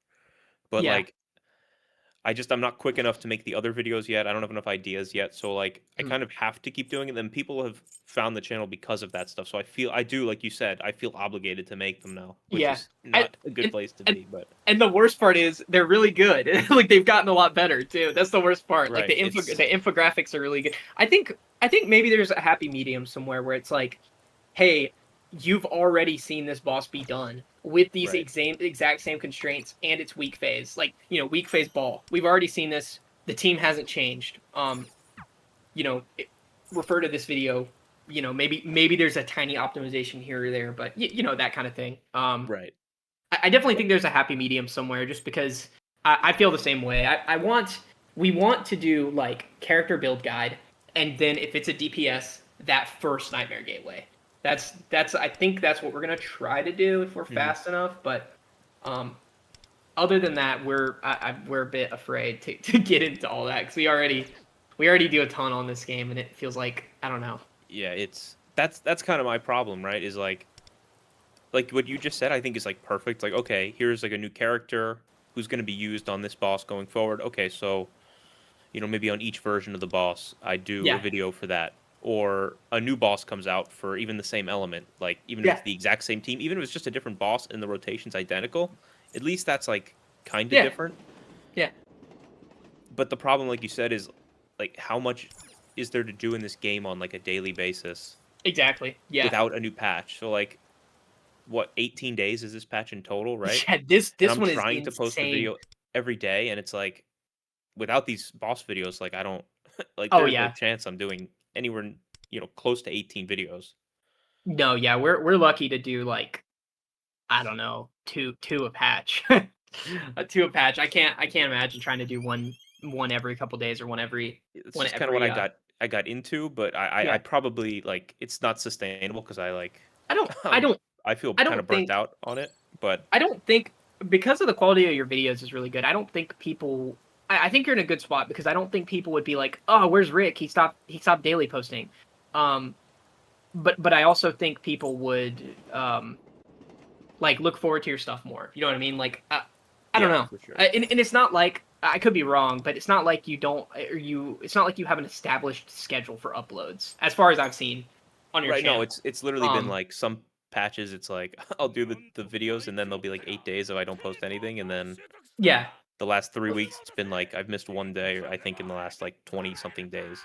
yeah, and then there's also like something to say about the ebb and flow of this game too, because um, pre Futaba patch and like a little bit post Futaba patch, that was like I felt like there was a lot going on in the community because people were coming back to the game. They really like this character. They want to pull this character, and I feel like Cherish's patch. I could be wrong. I feel like Cherish's patch is going to be a little slow because it's a shorter patch. Mhm. We're getting a standard character who we already talked about. Cherish, shouldn't be on 6 month jail. Like that whole thing. Yeah, I would bet. Um, I would bet he's not. I don't know what he's gonna be. Do they do like a month? Do they do? right after. I don't know, but I don't think it's going to be 6 months. It's 6 months. You're talking about like Persona 3 crossover. Like, I just don't even like. I don't think anyone cares either. Like, does anyone who pulled the character like? No, that's what me and Watts are saying. Yeah, we're ready for you to have it. It's fine. You can have Phoebe. You can have Marion. Forget the other people. Exactly, that's what I was just gonna say. Like that's exactly how I feel. Like I want her on the standard banner. Yeah. I didn't pull Phoebe's weapon. I want to get it on a 50-50 loss. You know? Yeah. Right. Yeah, it's just I just don't understand. I don't understand because yes, sure, in the short term you're getting people to pull, I guess, FOMO into pulling this character. You're like FOMO getting the pull a little bit, but like I don't think that's gonna work at all with Cherish. I don't think it's gonna work at all because Fox. I think Fox was already a skip for a lot of people because of the Makoto propaganda at the beginning of this game, which was warranted. She definitely is the most useful character up until like Haru or Kasumi. But I think people skipped Yui, people skipped Fox. And then it starts to snowball where it's like, okay, I skipped Fox, so why the hell would I pull Cherish, And then it's like, I agree. I think they have to do something about it. I think if he's still on 6 months jail, then it really will feel like they've lost the like pulse of the players and how they're playing this game. And another thing me and Watts are saying, I'm getting kind of sick of them pretending like we don't know what's coming up next with CN. It's like, you guys know the global community is like very in touch with what's going on CN. Like a lot of us play both or at least pop on to TW occasionally. So but then the devs come on and they're like, yeah, you guys might know if you're familiar with CN, then we added this buff from CN. It's like, so you do know we play CN, Like, I don't know. It's a little weird. I almost wish, like, because I played a couple of like the Hoyo games before I played this, and man, the pace, I don't know if it's just like the Japanese style of these live streams versus like the Chinese style, I guess, of like the Hoyo streams, but the pace is so slow compared to those streams. Like even if they're the same length, the pace is just like, dude, like Moko's voice actress, like you're great, I appreciate you, but like I don't, we don't care. Just tell us what's coming. Yeah, like dude, we don't need to rewatch the every rerun. We don't need to watch the character trailer again and discuss their abilities and changes. We put it on the screen and we'll read it after. Exactly. I could not believe they made us watch the Makoto trailer and the Yusuke trailer again. I was back to back. Is this a joke? Are you kidding me? It was a good bathroom break because that gave me a chance to get up for a second. I will. Yeah. Yeah, that was something. But have you been watching the stream since like 1.1, the 1.11 and 1.2? Yes, You remember when they were playing like baseball, like throwing the baseballs through the little thing? For the rewards. That was something. It was hard to defend this game back then. The worst one was the one with, I forget what event it was, but it was the. Oh man, it was like not the puzzle, but it was like you would go through the portals. Yeah, the labyrinth or whatever. Yes. Yeah. And they literally just played through like a whole level. Yeah, and it was the patch after it came out. Yeah, right, it was already out. Patch. I was like, what are we doing? And it was like 10 minutes. Yeah, that was. I couldn't believe they did that. It's like, you guys know this is already out, right? And I really like how it seems like Tomoko, her voice actor, it feels like she's the only one that actually plays the game. Like she talks about pulling and like. Yeah. She talks about missing her pulls, which I find really funny. And she'll say things that like let you know she actually plays the game. Like she'll talk about how she has so many cabbages from like farming or something like that. And you're like, okay, that's something you'd only know if you actually play. Yeah. And she's like, when they came out with Cord, the Cord social link, she was like, oh, you guys aren't worried about dating Cord though, right? Because you're dating Tomoko.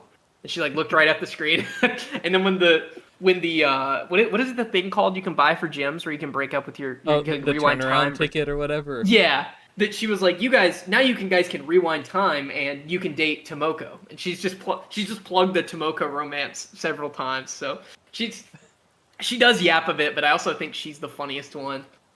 It's in that cool. little It's group. just like they need to like rein it in like Yes, a absolutely. little bit more. But Especially I with do the appreciate limited that like time. it seems like they care to some extent, but Yeah. Do they So that's another thing. I feel like it's kind of an important detail. Watts is way more experienced with gotcha games than me. I have like dabbled in them. Like I've downloaded one, looked at it, and was like, I'm not interested in this. So I'm not really familiar with gotcha, like the standards for a gotcha game. Do they all do like streams like the P5X stream does? Is that pretty normal? um well, I don't know what like Watts has played. He might have played more than me. I guess I'm not like a gotcha like veteran, but like I've played like Star Rail was when I really got into it because it was turn based, and that's kind of Yeah. I was like, oh, I have to try this, and then I became obsessed. And there's something about the genre that like it's not like good, but it feels like it's never gonna end, which I like, even if it's Yeah. not a good thing. Yeah, the only things I've ever played are like the Hoyo games. I put a Right. decent amount of time into Genshin. I tried the other ones when they came out. I played Star Rail some. I played I played a little bit more ZZZ than I did Star Rail. My only problem with Yeah, like Star Rail was my prior experience was Genshin. So when I got onto Right. Star Rail and it wasn't like open world, do whatever you want Yeah. as Genshin was, I was like, well, this isn't what I was hoping for. I was hoping to like a little bit more freedom. Yeah, and I will say there's like a negative side to that because P5X made me think like, oh, well maybe I don't mind free to play games as much as I thought I did, and so I tried the beta to Blue Protocol. I don't know if you followed that game at all, Rick. I was gonna try and get into it, but like there's only so much there's only so much I Yeah. can do. I got the beta, and it's just I don't know. I'm not very good at describing ARPGs, but I just found it kind of boring. Like it's very flashy. It looks nice. The world is big, but it feels like there's not really that much in it. Right. And then I just wasn't interested in the story either. Like I'm so spoiled by this game and Final Fantasy 14, where like I'm just expecting the story to be interesting. Right.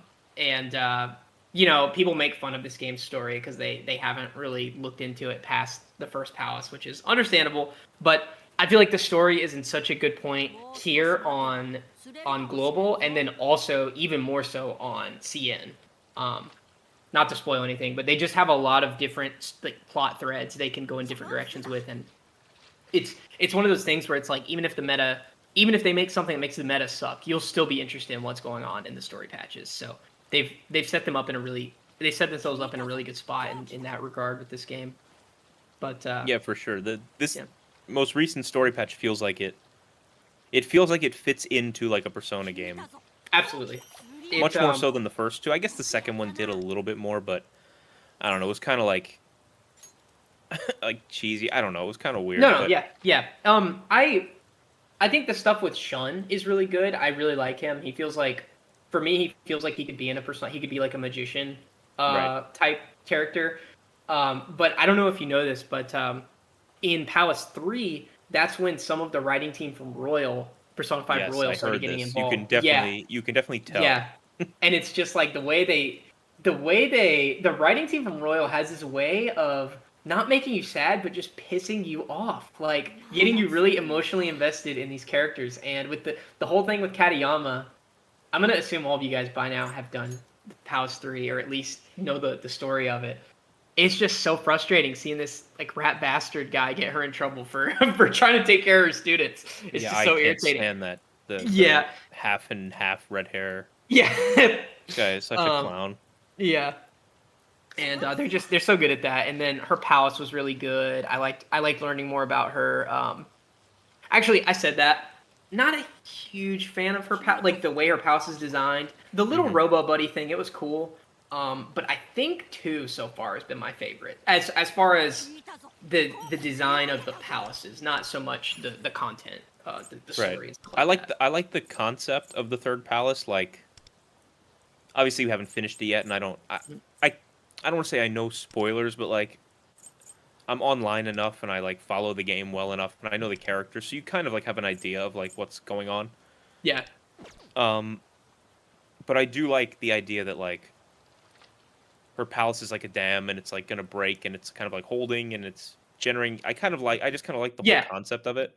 Yeah. But yeah, I kind of agree with you. Like the robot thing was kind of fun, kind of different. I hate the stupid satellites and the elements, like where you're, like absorbing heat energy from this one thing and then shooting it out to another thing. Like it feels like convoluted.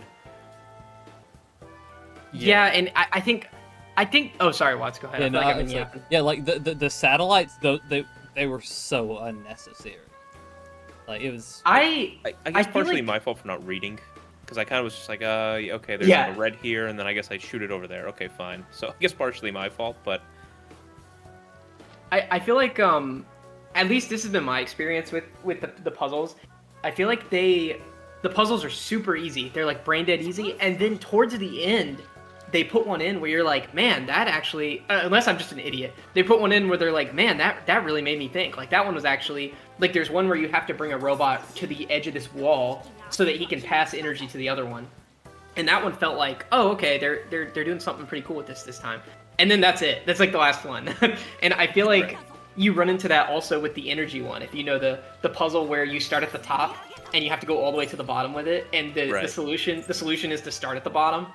Yeah. So I wouldn't. I know it's a phone game, so they can't make it too difficult. But I like when they do. Now, as far as the retreading of the energy ball thing, I'm not a fan of that either. I think they should have left that in the first half, because I'm not interested in doing that again. yeah, it's just like, it's almost like if it's not gonna be like a fun minigame system thing, then just let me run through the palace. Like I don't need the mini games. I guess they need to extend it. Yeah, so they kind of have to put stuff in that's just going to waste your time. But I think my biggest issue, and this is something that nobody really talks about a lot, I really wish they would remove the fixed HP. Me and Watts just go through autoing absolutely everything, and it kind of sucks. Like I would like a Katayama, the boss was fun. Like I actually had to fight that boss, but then they nerfed her. they made her easier to fight. And they made that change in Palace 3 where the enemies and the boss have fixed health. Yeah. And right. if you're in the meta at all, or if you've optimized Revelations cards at all, you will absolutely stomp any of this stuff. So I think it would be a cool idea if they either made the boss relative to your level, or if they had a system like, I can't think of a good example, but like a hard mode for these palaces, where you can go through and maybe earn like, I don't know, 500 gems, something enough to make it worth going back through, and you start the palace over and you can go through and fight the boss at like a way harder difficulty. Because that's like my favorite part of this game is how it plays, and so I feel like this game's difficulty is a lot more demanding than the main series Persona games, which is something I like. But yeah, I would like them to bring the aspected health back on the enemies rather than like fixed HP. Yeah, you almost forget that there's like enemies in these palaces because it's just you just auto. I mean, just do the right click thing and you just go through them. Yeah. No, Mementos, I think that should stay in. I think they saw. I don't know if you played OG5, but I think they saw how that worked with Mementos, and they were like, okay, yeah, this should be auto clear for most stuff in here. Yeah. Yeah, I never played the original, but I'm kind of glad I didn't. I guess you are. Yeah. Royal was my first, so I think I got like the best version of like a Persona experience you could play to get into the series, as did most people. I think is like the COVID timing and definitely the best game they could have put together for 5. It's really interesting to me how it always, I guess except for Persona 3, it always has worked like that for them, where Persona 4 Golden was, I mean, I'm sure Persona 4 when it came out was very popular, but Golden had the big publicity when it went on to the Vita and was exclusive on that, and then it had that during COVID times when it came to PC on Steam for $20, and it sold like 1 million copies in like a month or two. Mm-hmm. And then Royal came to Steam and did really well. Persona 5 had all the, you know, had like memes and stuff like that when it first came out with the UI, the battle UI, and Last Surprise being like templated all over memes and stuff. But I do really feel like when Royal came out, that's when a lot of people got into it. And I was talking a little bit about it earlier. Royal is just, it's this super obvious, super not dangerous opinion at all, but I think Royal is so much better than the original. There's a lot of, I was talking about it a little bit before, there's so many issues with the original regarding, in regards of like mementos. You know, Jose, who helps you like level in there and basically like pushes things along in mementos. He's just straight up not in the original, and mementos is a lot more of a slog. Like I think it took up a lot more of my playthrough the first time I played, and it was cool at first because Persona 4 doesn't have palaces. It's just kind of like, it's almost like Tartarus but with different skins for each of the dungeons. If I had to compare it to something, yeah, the dungeons in 4 are by far my least favorite. Unfortunately. Yeah, they're just like and that is one thing I think they could, if they really want to dump money into this game, they could turn the dungeons into more like palaces. I can't see that personally. I personally just don't think they're gonna put that much money into it, but maybe they will. I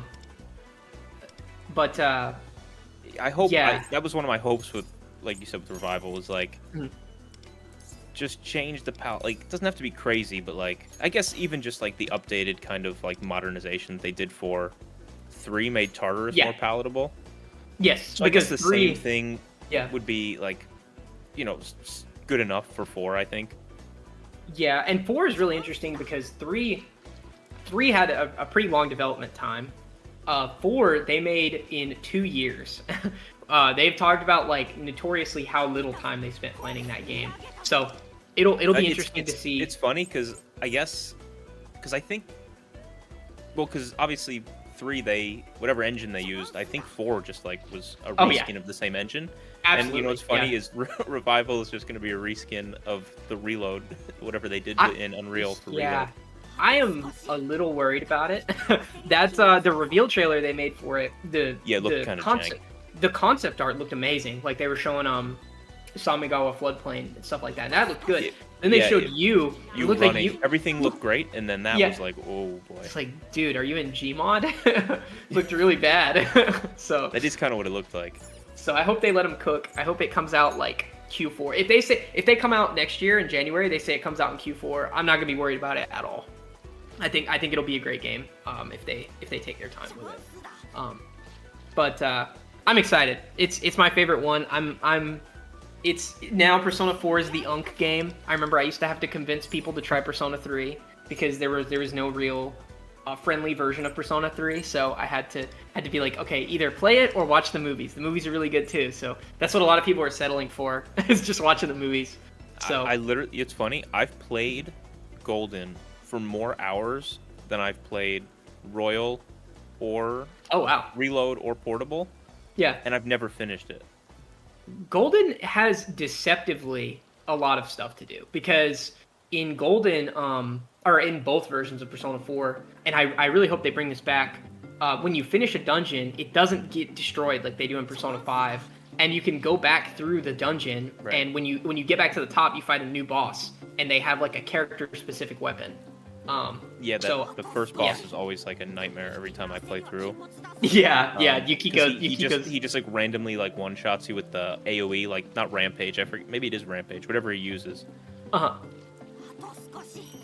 Yeah, that's my go. I have no business talking about trying to be objective when I talk about Persona 4 because it's like I feel like it's like Final Fantasy 7 is for a lot of people where I just can't I just can't be objective with it because of the like bias I have in my head. But I've literally I think I've finished, like, I'm not going to say who because I don't want to spoil it for people who haven't played, but like the main final boss, I guess, before the DLC boss. I finished that part. I've probably gone all the way through that like 6 times. Oh wow. And then by the time I get there, I'm like, I can't do another dungeon. I just can't run through another dungeon. And then I just never finish it. It's a lot with. Oh, that's it. Wait, so you've never finished the game, but you played it 6 times? Yes, that's why I spent so much time in it.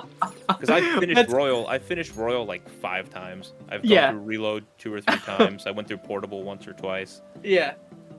Oh But man, literally, I played through like 90% of Golden and then just quit the end of it. 6 times without finishing it is crazy. And it's a shame because, spoiler for people, I love Marie, so like, it's like I really should just like do it. But my problem is, like I said before, I have to restart if I take like a month off. Yeah. I feel like I have to restart it. So I will make my counterpoint to that. I will make my counterpoint that the game moves forward into February. So it's like you're just like that guy who plays Persona. He only plays Persona 4, or he plays Persona on the days of the events. Have you seen that channel? Yes. Yeah, you're like him. So you can just, you're just spacing it out. And but it's a shame now, because if they never announced Revival, or like it wasn't leaked like however long ago that they were doing a remake, and it does seem like it's going to have the, I don't know if you guys talked about this, but like it seems like, because they played Time to Make History in the trailer. They did. So it's like, okay, well, then that's a Golden only song, I believe. So presumably it'll have the Golden stuff, right? So the director said that they intend to only add things to it. So I'm assuming that means that at a base level it will be Golden, and there will be more stuff. I just don't, because I don't know how they would sell DLC for Golden. No. It's much more like Royal, where like it's much more intertwined in the fabric of like the base game. It's so funny because you're like on your own, you're running into all these talking points we had earlier, like at the very beginning of the stream. Right. No, I don't mind talking about this. I think because somebody brought that up, they were like, I can't wait to pay for the Persona 4 Golden DLC. And it's not that I don't think they're greedy enough to do that, because the Persona 3 Battle Pass thing was horrible. But I just don't think... I think my main point was Golden... The content in Golden is too entwined into the game's story, and then also it's too ingrained in people's memories of the game. Because even if you're talking about this last wave of people from 2020 who played the game, they played Golden. So if you release a version that doesn't have Marie, it doesn't have Hollow Forest, it doesn't have the Golden ending, people are not going to take that well, I don't think. Like, if I don't see Marie when I get out of the train station to start, I'd be like, wait, what? Why? Where's Marie? Yeah. Also, that's the only version of the game I know. And then also, you can't package that as an expansion, because the answer is very like, okay, this happens and then this happens later. But Golden is like important, like a lot of things. DLC, and then you're just like, sorry, you have to start again now. Yep. Kingdom Hearts 3, pretty much. Oh, I've never played a Kingdom Hearts, so that one I've avoided. Yeah. Let me not get onto that. I have some controversial opinions of Kingdom Hearts, but. Yeah, no, I don't. I'm pretty optimistic. I don't think. Now, do I think it'll have DLC? Absolutely. I think we're gonna get our mandatory $5 Persona 5 outfits. I'm the sucker. I'm the sucker who spends $200 on the special edition, so it doesn't matter. I'll get all that anyway. Oh, dude, if they have a physical for that, yeah, absolutely. I love P4 way too much. All the Atlas. For Atlas stuff at this point, I try and just get the collector's editions, even if I'm the, whatever sucker consumer. I don't think so. The Persona, the Atlas Special Edition stuff, from like a resellability, like if you're interested in that at all, standpoint, they hold their value very well. I have the Persona, so I have the Persona Q Special Edition, the like Persona the 3DS for it. It's got like, if you close it, it's like the Velvet Room book, the Grimoire. That's sick. And I think it was like $200 back in the day, and it's insanely valuable now. And then Persona Q too, they did something where you got a Koromaru plush in the box, and I bought that, and it held up really well too. I just wish I had bought the special edition of Persona 4. It's like this giant box, and it's Persona 4 Golden Solid Gold Edition, and it's just like the stuff inside isn't very cool, but the box is really cool. It has like skins for your Vita and stuff like that. But the box is so sick. If you should look it up if you get the time. It looks really cool. I know how expensive they can be, because after I became obsessed with Persona, after I played Royal, I was like, okay, I got to go back and I got to like buy all the special editions. Like, man, I just became like obsessed with this. Yeah. And I was like, yeah, I can't afford to do this right now. Persona 4 is a nightmare. They did like, so just something funny about P4 in particular. You know, it came out in 2008 on the PS2, and that's weird alone. But then the fighting game, which is lore-wise, it's a sequel. They put that on the Xbox 360, and then they made a set of real Arcana cards. But to get the full set, you had to buy. Maybe somebody who's a bigger nerd will correct me in the stream comments, but I believe you had to buy Persona 4 Arena, and you had to buy. I don't know what came out near that. Some other game. I don't think it was Ultimax. I think it was a different game. Essentially, you had to buy special editions of 2 Atlas games. Oh, I think it was SMT or one of the SMT games. Okay. To get both of these sets. And yeah, they always do some crazy stuff. And then the Persona 5, the original Persona 5 special edition was really cool. They always do some. They figure me out. Yeah, I don't have. I think like. I guess I don't have as many as I thought, but I've got like the stupid limited run games, both of those. That's not really an official release, but I was like, I guess I'm gonna spend $400 on these for no reason. Yeah, it's and wait 2 years for them. How do you feel about like figurines and stuff? Do you mess with those at all? Kind of. I used to have a bunch of like I wish I just had room for more, because I would definitely buy a bunch. Yeah. But it's just like I don't have the room, and then like if I ever move, like I don't feel like moving them. I have enough junk to move as it is. I have I don't know if you know D-Arts. They do like certain figurines. Yes, and stuff I've like heard. that. Yeah. Okay. I have their run of Persona 4 stuff from I think like 2010, and the Yuna Okami figurine, and then the Izanagi and the Izanagi no Okami, and they have completely like, I don't know. I get afraid. I have the similar fear to you, where I'm like, dude, when I move, this is gonna be a nightmare if I get more than like 5 of these. Because it's like I like having them in the box, and then I just have a bunch of boxes, you know. Yeah, because last time I moved to an apartment, and I got super into collecting manga. Okay. So I have like 2,000 volumes of manga. Oh my gosh. And the day I had to move all this stuff upstairs into an apartment building was one of the worst days of my life. It's a nightmare. I'm always curious about like how you deal with that. Like eventually, do you think you'll ever sell them, or is it a series that you like so much that you just I don't want want to. I just like I'd like to keep them. Yeah. If I could, just because like I'm, like a huge like. Obviously, I like Persona, so like there's a good chance I'm into anime and stuff too, which I am. Yeah. So I'd like to keep it if I could, but like there's part of me that's like I just want to get up. Like I almost feel like I just have to my next move has to be like I have to find a house and then just like be done moving and just live here forever. Welcome to the manga room. Is this where you keep all your manga? Oh no, this is where I keep all my One Piece. The manga room, the actual manga room, that's in the garage. I mean, I would love just like a nerd room. That would be kind of fun. Yeah, I go back and forth on that, like getting a house or not getting a house, because I want to. In my like career, what I do for work, I finally am at the point where I can like travel around. Mm-hmm. And of course, I don't know what sector you're in, but right when I get to that point, everything goes on its head, and the government shuts down and all this stuff. So so you're a government. Yeah, like related kind of. Okay, to where it affects the market, and so I'm like in between. I'm like, yeah, more space would be nice, but also like I love having the ability to just like if I had to pack up and move in a month, mm-hmm. I could it would suck, but I could do it, Right. So I get both aspects of that, I think. Hey, what's up, Grant?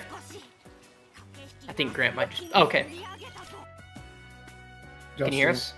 Yeah. Hey, what's going on? What's going on? So, Rick, this is... I know you haven't talked to Grant at all. This is the third piece of our little gang. I am... What's going on?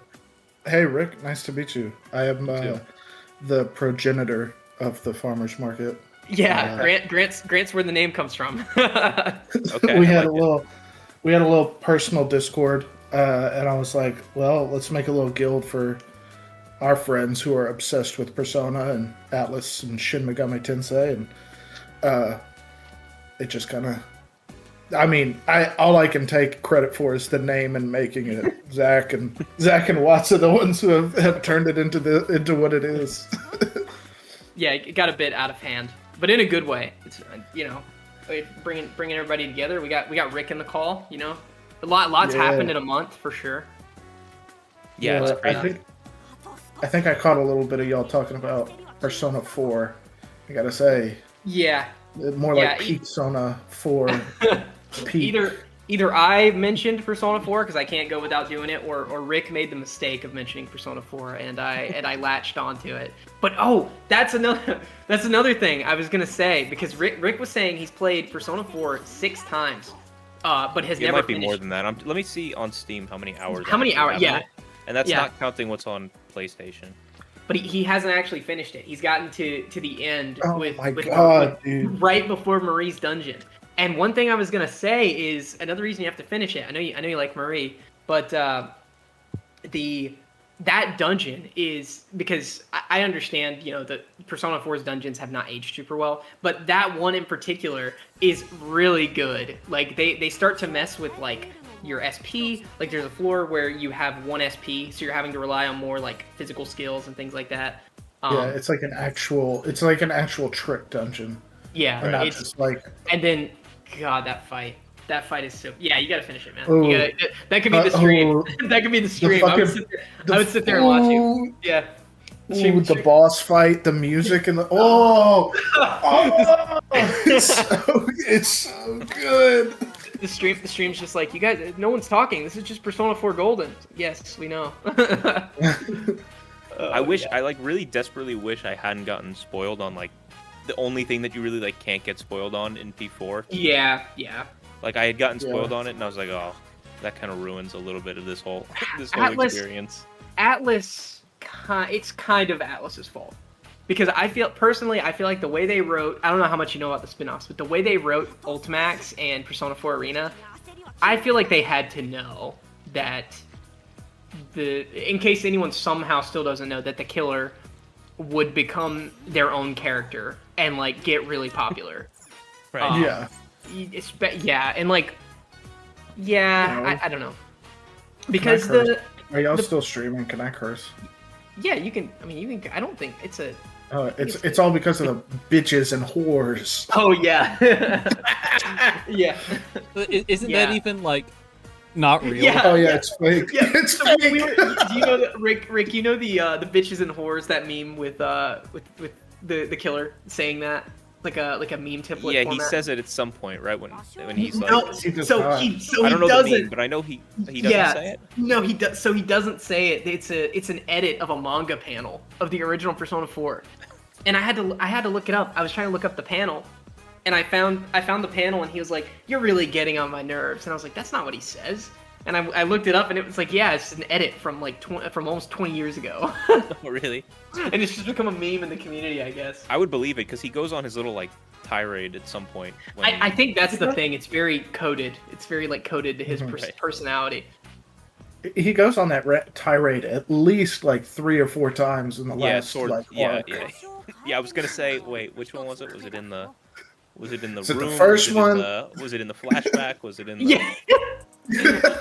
Yeah, he definitely talks negatively about women several times. Yeah, he goes like from like just this.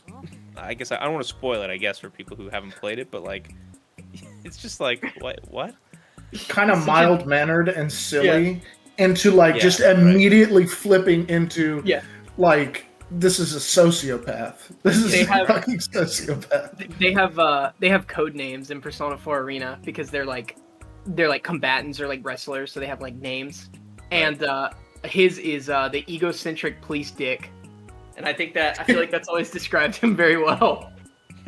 But yeah, those games. If you're interested in like extended Persona 4 lore, those games are very like low investment and funny. Mm-hmm. Like they're very much more funny than they are serious. I'm just so bad at like fighting games that I'm like, oh no, it's like frustrate myself. it's like more of like a Mortal Kombat type fighting game, if you know what I mean, where it's like you can get through the story like button mashing. Like it's not right. Yeah. Because I suck at fight. The only fighting game I've ever been even decent at is the Smash games, and I feel like those are completely different. No. Don't sell yourself short, Zachary Marthmain. Oh, Marthmain. Yeah. Yeah, I had some years there where I played a lot of Melee, but point is, I am terrible at 2D fighters, and I can still really enjoy Persona 4 Arena, so I recommend them. They're silly. They're silly. A little bit of fun. And it has I really like that they're always able to unite the dub team. I don't know if they have them locked in their basement or something, but they always, like, Arena Ultimax, Persona Q, the dancing games, they except this time, I guess, they're finally canning them, but they had a good run. Mm-hmm. It's funny, I don't play anything dubbed. I play What? everything Japanese. Oh my goodness, the dub. Whatever it's made in, that's what I want to play it in. That's fair. Which is like kind of like stupid because I'm reading it in English. So it's like you don't even know what they're saying, but I mean, some anime dubs are really bad. Like that's the thing. I think that's kind of where it started. Is like yeah, I literally like can't watch any anime that's dubbed unless it's something I watched when I was like 9 years old or whatever. Yeah, like and the problem then it sounds right. Kids. Yeah, right. 4 kids. Yeah, and the problem is you can't like say you watch something and it's bad. Watching it for that first time in the dub, you can't recreate that first time watching it experience. So like if it was bad, you're just gonna remember it that way. But then there's so many. For me, my counterpoint is I feel like there's just so many. Granted, all my examples are gonna be 2000s anime because that's most of my exposure to anime. But like Death Note, I really love that dub. Full Metal Alchemist. Oh yeah. There's just some that are so good, like Cowboy Bebop. There's just some that give me so much faith in dubs that I'm like, I gotta hear them out, you know, like I gotta hear it and see. Yeah. But even Cowboy... Atlas misses. Like the SMT5, it feels like with SMT they always have this one. It feels like with SMT they always have this one irritating bastard where it's like I can't listen to this. Like I'm swapping to the subs, I just can't listen to him anymore. Well, the thing with 5 was the annoying bastard stayed the same between sub and dub. Oh, that is true. Yeah, he was annoying in the sub too. So, but I definitely get your point. And there is some games where it's like, no, I don't know if you've seen. Do you follow Silent Hill at all, Rick? I do not. I'm not like a super. I know Silent Hill F. Okay, yeah. So looked interesting, but I'm. So that was. Yeah. Oh yeah, that was the first one that's actually in Japan. Usually there are Japanese horror games that take place in like. Right. Supposed to be like Maine. Yeah, I see the blonde guy, whatever his name is from whichever James. one it is. Yeah. But there was a if you can believe this, there was like a small sect of people that was like, I don't want to play Silent Hill in Japanese, or I want to play it in the dub, and it's like, come on, man, you're in Japan. How weird is that gonna be if you play in the dub? So like there, I get it. Just because it's like it has such a heavy focus on Japanese culture, the newer one, but. Oh, you know what's funny? Now that you mention it, I think like the only game I've played is well, you're going back to your hated Final Fantasy VII remake. Yeah. I played that dubbed and I liked it. The dub to that was really good. No. So I don't like that game mechanically. The dub is amazing. They did a great job with the. Yeah, I thought it was good. Yeah. I was I don't know why I decided to play it dubbed. I literally play nothing. I didn't play nothing dubbed. I feel like I was like, yeah, whatever. I'll just try it like this. I feel like in my head, Midgar is like some sort of dystopian version of like America and South Korea combined. Yeah, like, maybe that's why. Maybe because it like doesn't feel super like Japanesey. Yeah. Like it feels very much like. Yeah. You know what I'm saying? Like Cloud. Yeah, no, I do. Does not look Japanese. Aerith doesn't look Japanese. Barrett certainly doesn't. Barrett's definitely not. Feels Japanese. very like Eurocentric. It does. Fantasy. They're really good at that with Final Fantasy, where where some of the early ones, especially like Final Fantasy VI. Yeah, I agree, but they did a great job. Those dubs, all the voice acting is really good in that game. It looks amazing. It's mostly just the gameplay for me. I think if they made a version of it where it's turn-based instead, it'd be a lot easier to sell for me. Right. But yeah. Yeah, I know I hate to hold you up from dinner, man. I know you said I know you said it'd be about 3 minutes. I feel like this is what always happens. Like I kind of knew. I was like, oh, once I come in here, I'll just start talking and not stop. Yeah. Which is exactly what's happened. Yeah. Never ceases. Oh Never, yeah, no, it's never. well. You got two A1 yappers in here. Rick said he has to. Rick said he has to edit his yapping out of his videos. Oh, you guys. Yeah. I mean, if you only knew. But I'm telling you, you and Zach can go yap for yap, because like Zach, man, we'll be sitting in there, and he'll be like, "All right, I think I gotta go to bed," and then someone will mention like Dragon Quest, and here we go. Zach's in there for another 30 minutes. Yep. I was literally just about to bring up Dragon Quest, so. Yeah. Oh, me and Grant love some Dragon Quest. Okay, just one quick question then. Yeah. Okay. Are you concerned that the next Dragon Quest is going to be some kind of action RPG-esque? Not happening. Sort of thing. Not at all. Because I don't know if you remember. Because do you remember when? I forget. God, what it was like 4 years ago now when they dropped the teaser trailer that was literally just like the number. Yes. Yeah. And then some comment came out. I don't even know if it was real, but it was like that they were taking inspiration from Final Fantasy, the remake, and everyone flipped out. It was like, this is not going to be turn-based, yada yada. And I had just played S on the Switch. And 11. I was 11 I was obsessed with that game. I played like 80 straight hours a week. So good. 11. Wait. I don't want to. There's really. I'm not going to spoil anything, but I think there's no way. I think Dragon Quest 11 is like the best thing to put forward to anyone who's always like, oh, the older games are always better. The older like the people with nostalgia filters. Yeah. Have them play Dragon Quest 11. That game is so freaking good. But as for 12, so I think a lot has changed since they revealed is a strong word because we don't even really know anything about it. Yeah, but they basically just told us that the next number was going to be the next number. Yeah, the creator has come out and said since then and even more recently that the game was something completely different before Sakaguchi, the composer, died. And then when Akira Toriyama passed away, he said just straight up that this is going to be something completely different now. Me and Grant's working theory is that this is the big handoff of the franchise from that trio of people to the next team. Yeah.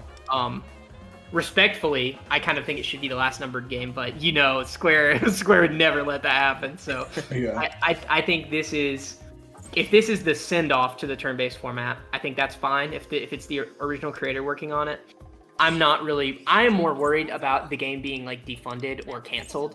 But they haven't said anything about that yet. The 7 remake is looking really good though. The remake of Dragon Quest 7. Yeah, 7 looks cool. Yeah. Yeah, I'm very excited.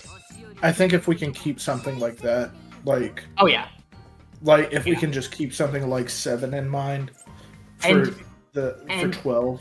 Final Fantasy, in my opinion, is about it's Hikaru's queen. Shout out to Hikaru's queen carrying us through Last Nightmare Gateway. Shout out. Gonna carry us through this one as well. Yeah, and probably the one after that because they love running Yatsu and what's supposed to be Yui's boss. But I think everyone has their hang-ups with Final Fantasy. No one that I know of enjoys every single mainline Final Fantasy game or has played them. But I think for better or worse, Final Fantasy is more about evolution of JRPGs. They've done static turn-based action time battle. They've done real-time combat. They've done like an MMO style, 2 MMOs, and then the remakes.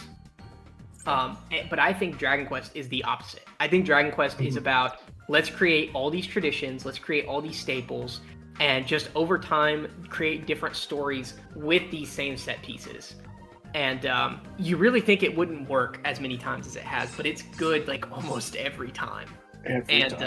I think the Japanese in particular would just not have it if they turned Yeah. if they turned a mainline Dragon Quest into an ARPG. Like honestly, if it's like any sort of like action, like I'm just like not gonna play it, which is unfortunate. But like I just give me turn based, like straight up regular old turn based. Yeah, four guys standing in front of four dudes standing in four other dudes. Right, and a just boss that duking like it out. has a ton of health, but like really doesn't do anything. Yeah. Just let me grind away. Let me get 20 levels over where I should be in like the starting area.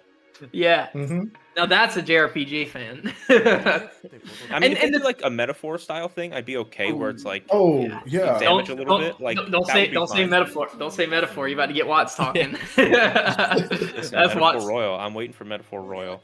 Yeah. Oh, yeah. dude. Or We're all waiting for Metaphor random. 4. Because didn't the director say they had like something planned or something? Something happened like a while ago. I forget what it was, but They need to. They said need that- to do it. They said there was something they were going to announce, but it might have just been. I think it might have just been that it was coming to another console or something like that. Ah. that's Or very was Atlas sounding. Yeah, They make such a big deal about stuff coming to Switch. yeah. I don't remember what it was, but that announcement that they were like trying to like foreshadow has already happened, but it wasn't anything like Was actually. Are you talking about that like anniversary thing they did? Yep, It was just, that's like, exactly what it was. Yeah, it was Yep. just like a steelbook and like whatever. I don't know.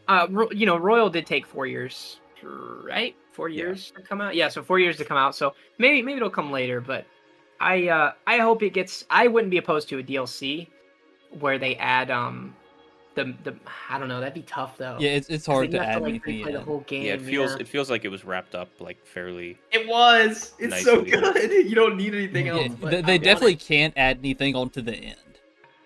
Absolutely yeah, it would have not. to be just No. somewhere in the middle. Yeah, It had to, Yeah. it had to be in the middle. Or like a precursor kind of thing. yeah, like some Yeah. kind Yeah, of side take that. story. Like what was I- the one in Final Fantasy with Yuffie? Oh, Intergrade. Oh, you're talking about Final Fantasy 10-2?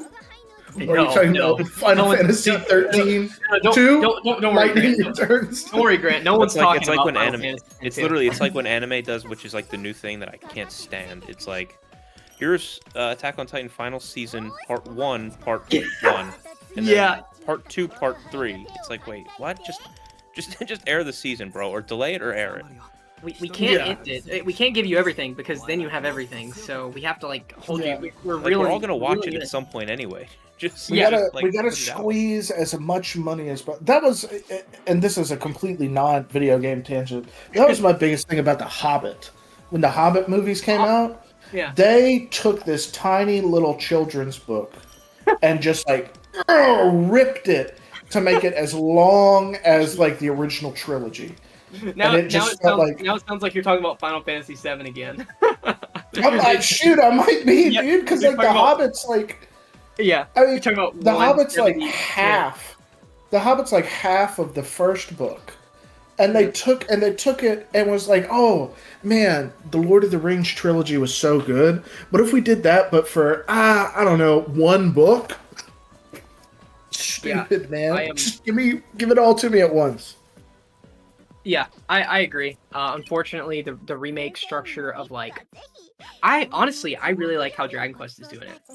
Because I know Rick has finished Dragon Quest 11, so I won't spoil it for anyone. But basically, having the way they remade 11 through 3 is very appropriate, and I like how they did that.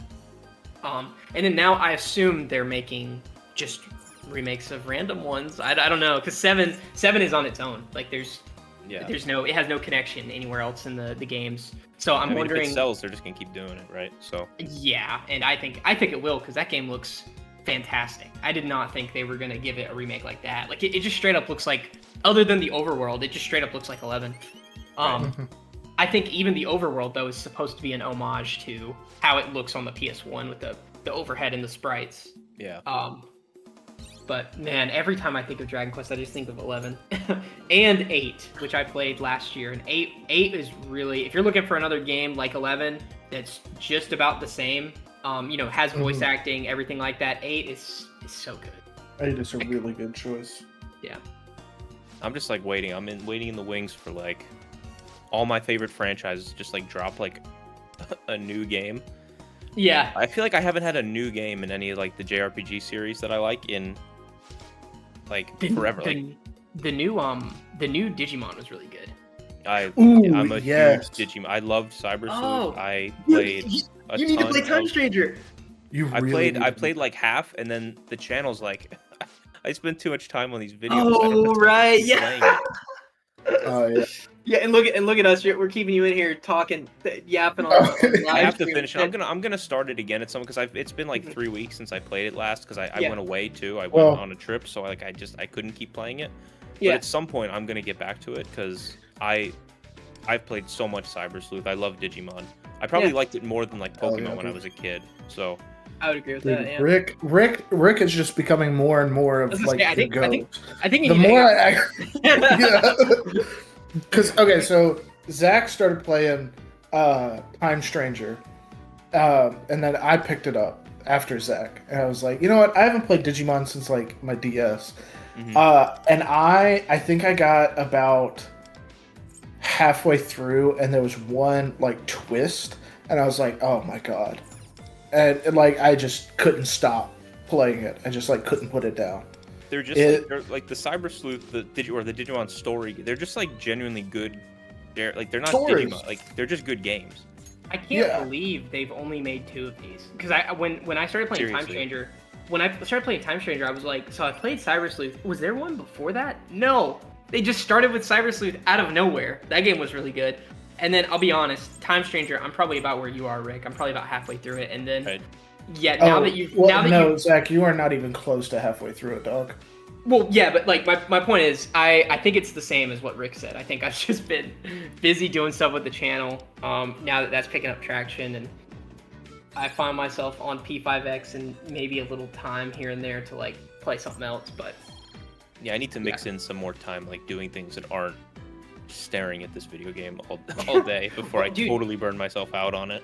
Yeah, that's another reason. We were talking about Grant having one of the streams be, talking about P5X, talking about, the meta and questions people might have, but playing something like Final Fantasy VII or Persona 4 or, Well, I definitely think I would put a vote towards Time Stranger. Now that I know that you're a big Digimon fan, Rick, if you want to get on here and stream that while we're talking about P5X. If you ever want to do one of your own streams, or if you ever move towards doing something like that, I'd be down. At some point, I definitely want to. At some point, it's just a matter of like when I actually do it. Oh yeah. I'll tell you what, Time Stranger was probably one of the best stories I've experienced in definitely in the top 5 of my games of this year, for sure. Based on story alone.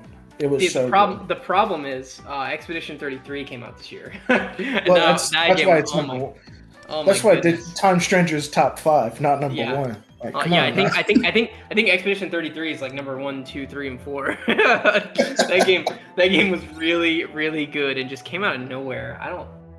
That game I don't gave know if me. You guys know David Cass JRPGs on YouTube? No. He's like a big like he's like basically a channel that just does like Atlas news and stuff. Okay. Big Persona guy. So I've watched him for years. So like I watch all these streams, for like makes the PlayStation events, these 2-hour events where they show nothing that I have any interest in, more entertaining. And I remember like when they first showed it, I was kind of like, I just kind of assumed like nothing interesting is going to be put on those shows unless I see like an Atlas logo or something. Yeah. And like they show this, I was like, is this turn-based? And I was like, this looks really good. And this is like not Japanese, like Western game. That's a turn-based game. I was like, okay.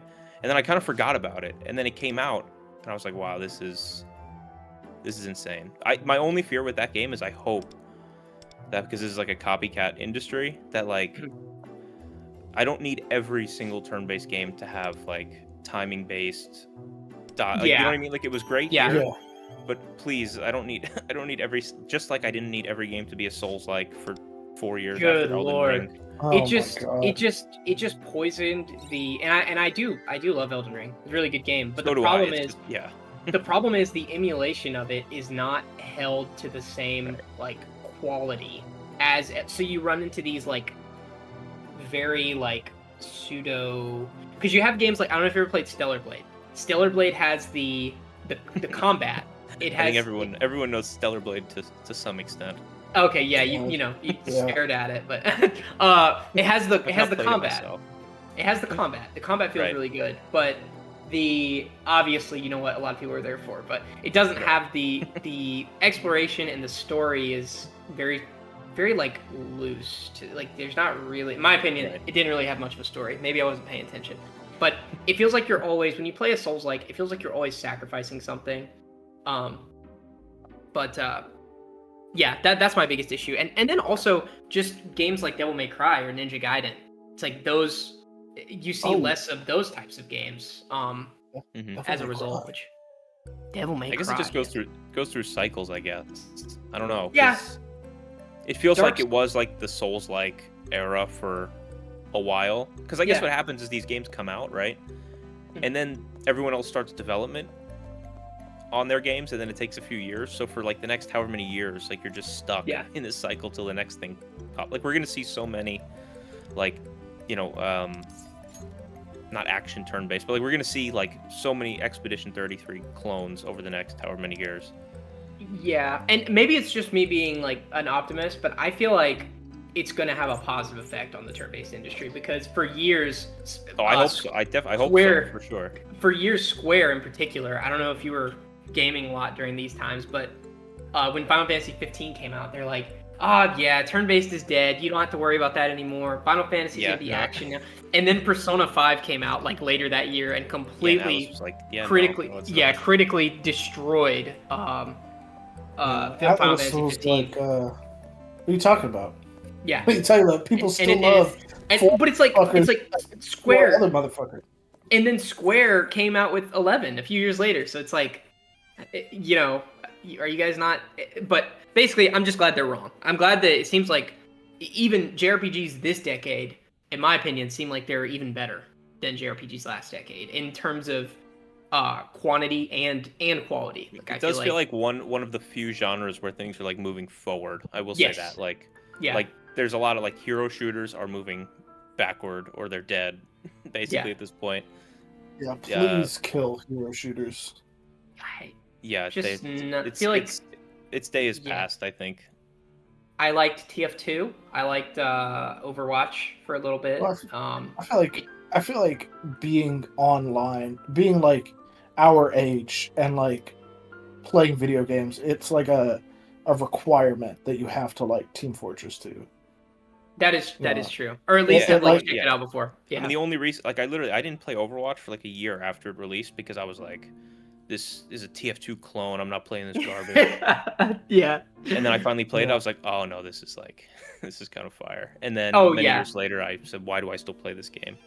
Yeah. Yeah. It absolutely is an evolution of TF2. I think the problem is it didn't really go anywhere. Like, it's just kind of like, let's just keep adding. They just made such terrible decisions in terms of like at the end of the life cycle of the first game, where it was like, they just kind of like they just left like this really popular IP there to die for 2 years while they worked on a sequel that they ended up releasing and then canceling the only thing that made it a sequel. And it was like, yeah, I guess this is just over now. Which I guess, but it's kind of like resurged. They've changed it up a little bit. I guess some of these new modes they have in there are like entertaining. I haven't gone back to it. I played Marvel Rivals for like 2 weeks. I was obsessed with that, and then I gave that up. But yeah, I have genres that I'm just like too afraid to approach, like MOBAs. Like, I know I played every Valve game, and I know I'm gonna have to address Deadlock at some point, but I just not interested. I've never been interested in MOBAs, so maybe they'll convince me to try out Deadlock when that goes 1.0. It won't. MOBAs are like the greatest worst games you've ever played. Yeah, I just don't have an interest in. You can put me in front of Super Smash Bros. Melee and tell me I have to practice something for hundreds of hours to get good at it. But MOBAs, you do the same thing, and I just can't. I can't do it. But Yeah, I think that's good to call it there if you guys want to. We're like 20 minutes. We said 5 to 7. We said 5 to 7 because I was like, yeah, last time we were really tired going for 3 hours, but I guess you just get the right combo of people and it's fun, you know. I said 30 minutes and Yeah, it's been like an hour and a half. Yeah, I tried to keep checking in, being like, man, I really don't want him to think that we're like trying to kidnap him and hold on, you know, make sure he's. No, it's me. I just have no control of myself. Yeah. Once the conversation got started, I was like, yeah, I'm just gonna be here. Locked in. What was that? What's that? Stew from Rugrats? Because I've lost control of my life. Oh, Why yes. is making pudding at 3 Yeah, a.m.? making pudding at 3 a.m. Yeah. Very much I've lost the control case. of my- Yeah. But yeah, I think we'll call it here, at least for the stream, Watts. Thank you everyone for turning up. It's been really good numbers wise. I'm sorry, I know I'd been talking to chat quite a bit, but then when Rick joined, we just started going back and forth, and there wasn't really time to do. There's not enough room for chat, me and chat to at the same time. Yeah, because I mean, we got two D1 yappers in here. Yes. Absolutely. Yeah, if I was as tall as I was good at yapping, I'd be like Yao Ming height. But I think we need like a overlay where we can overlay some of the chat too, so it's a little harder to ignore. Especially because nothing's going on really in P5X, so it's not like you're missing anything.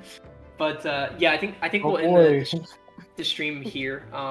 Thank you everyone for turning up, and be sure to look out for our next stream. I think we're gonna do a different game and then still kind of be on the topic of the game. So, Watts, do you have anything? No, not really. Just okay. Glad everybody came out. We had like a pretty good turnout for like us not really doing anything. No, yeah, it's like 20-something people for a minute there. Mhm. And but yeah. So thank you everyone for tuning in. We'll see you Make sure next to time. smash that like button, crush that subscribe button, and hit that little ding ding ding ding ding bell. All right. We'll see you guys later. Yo.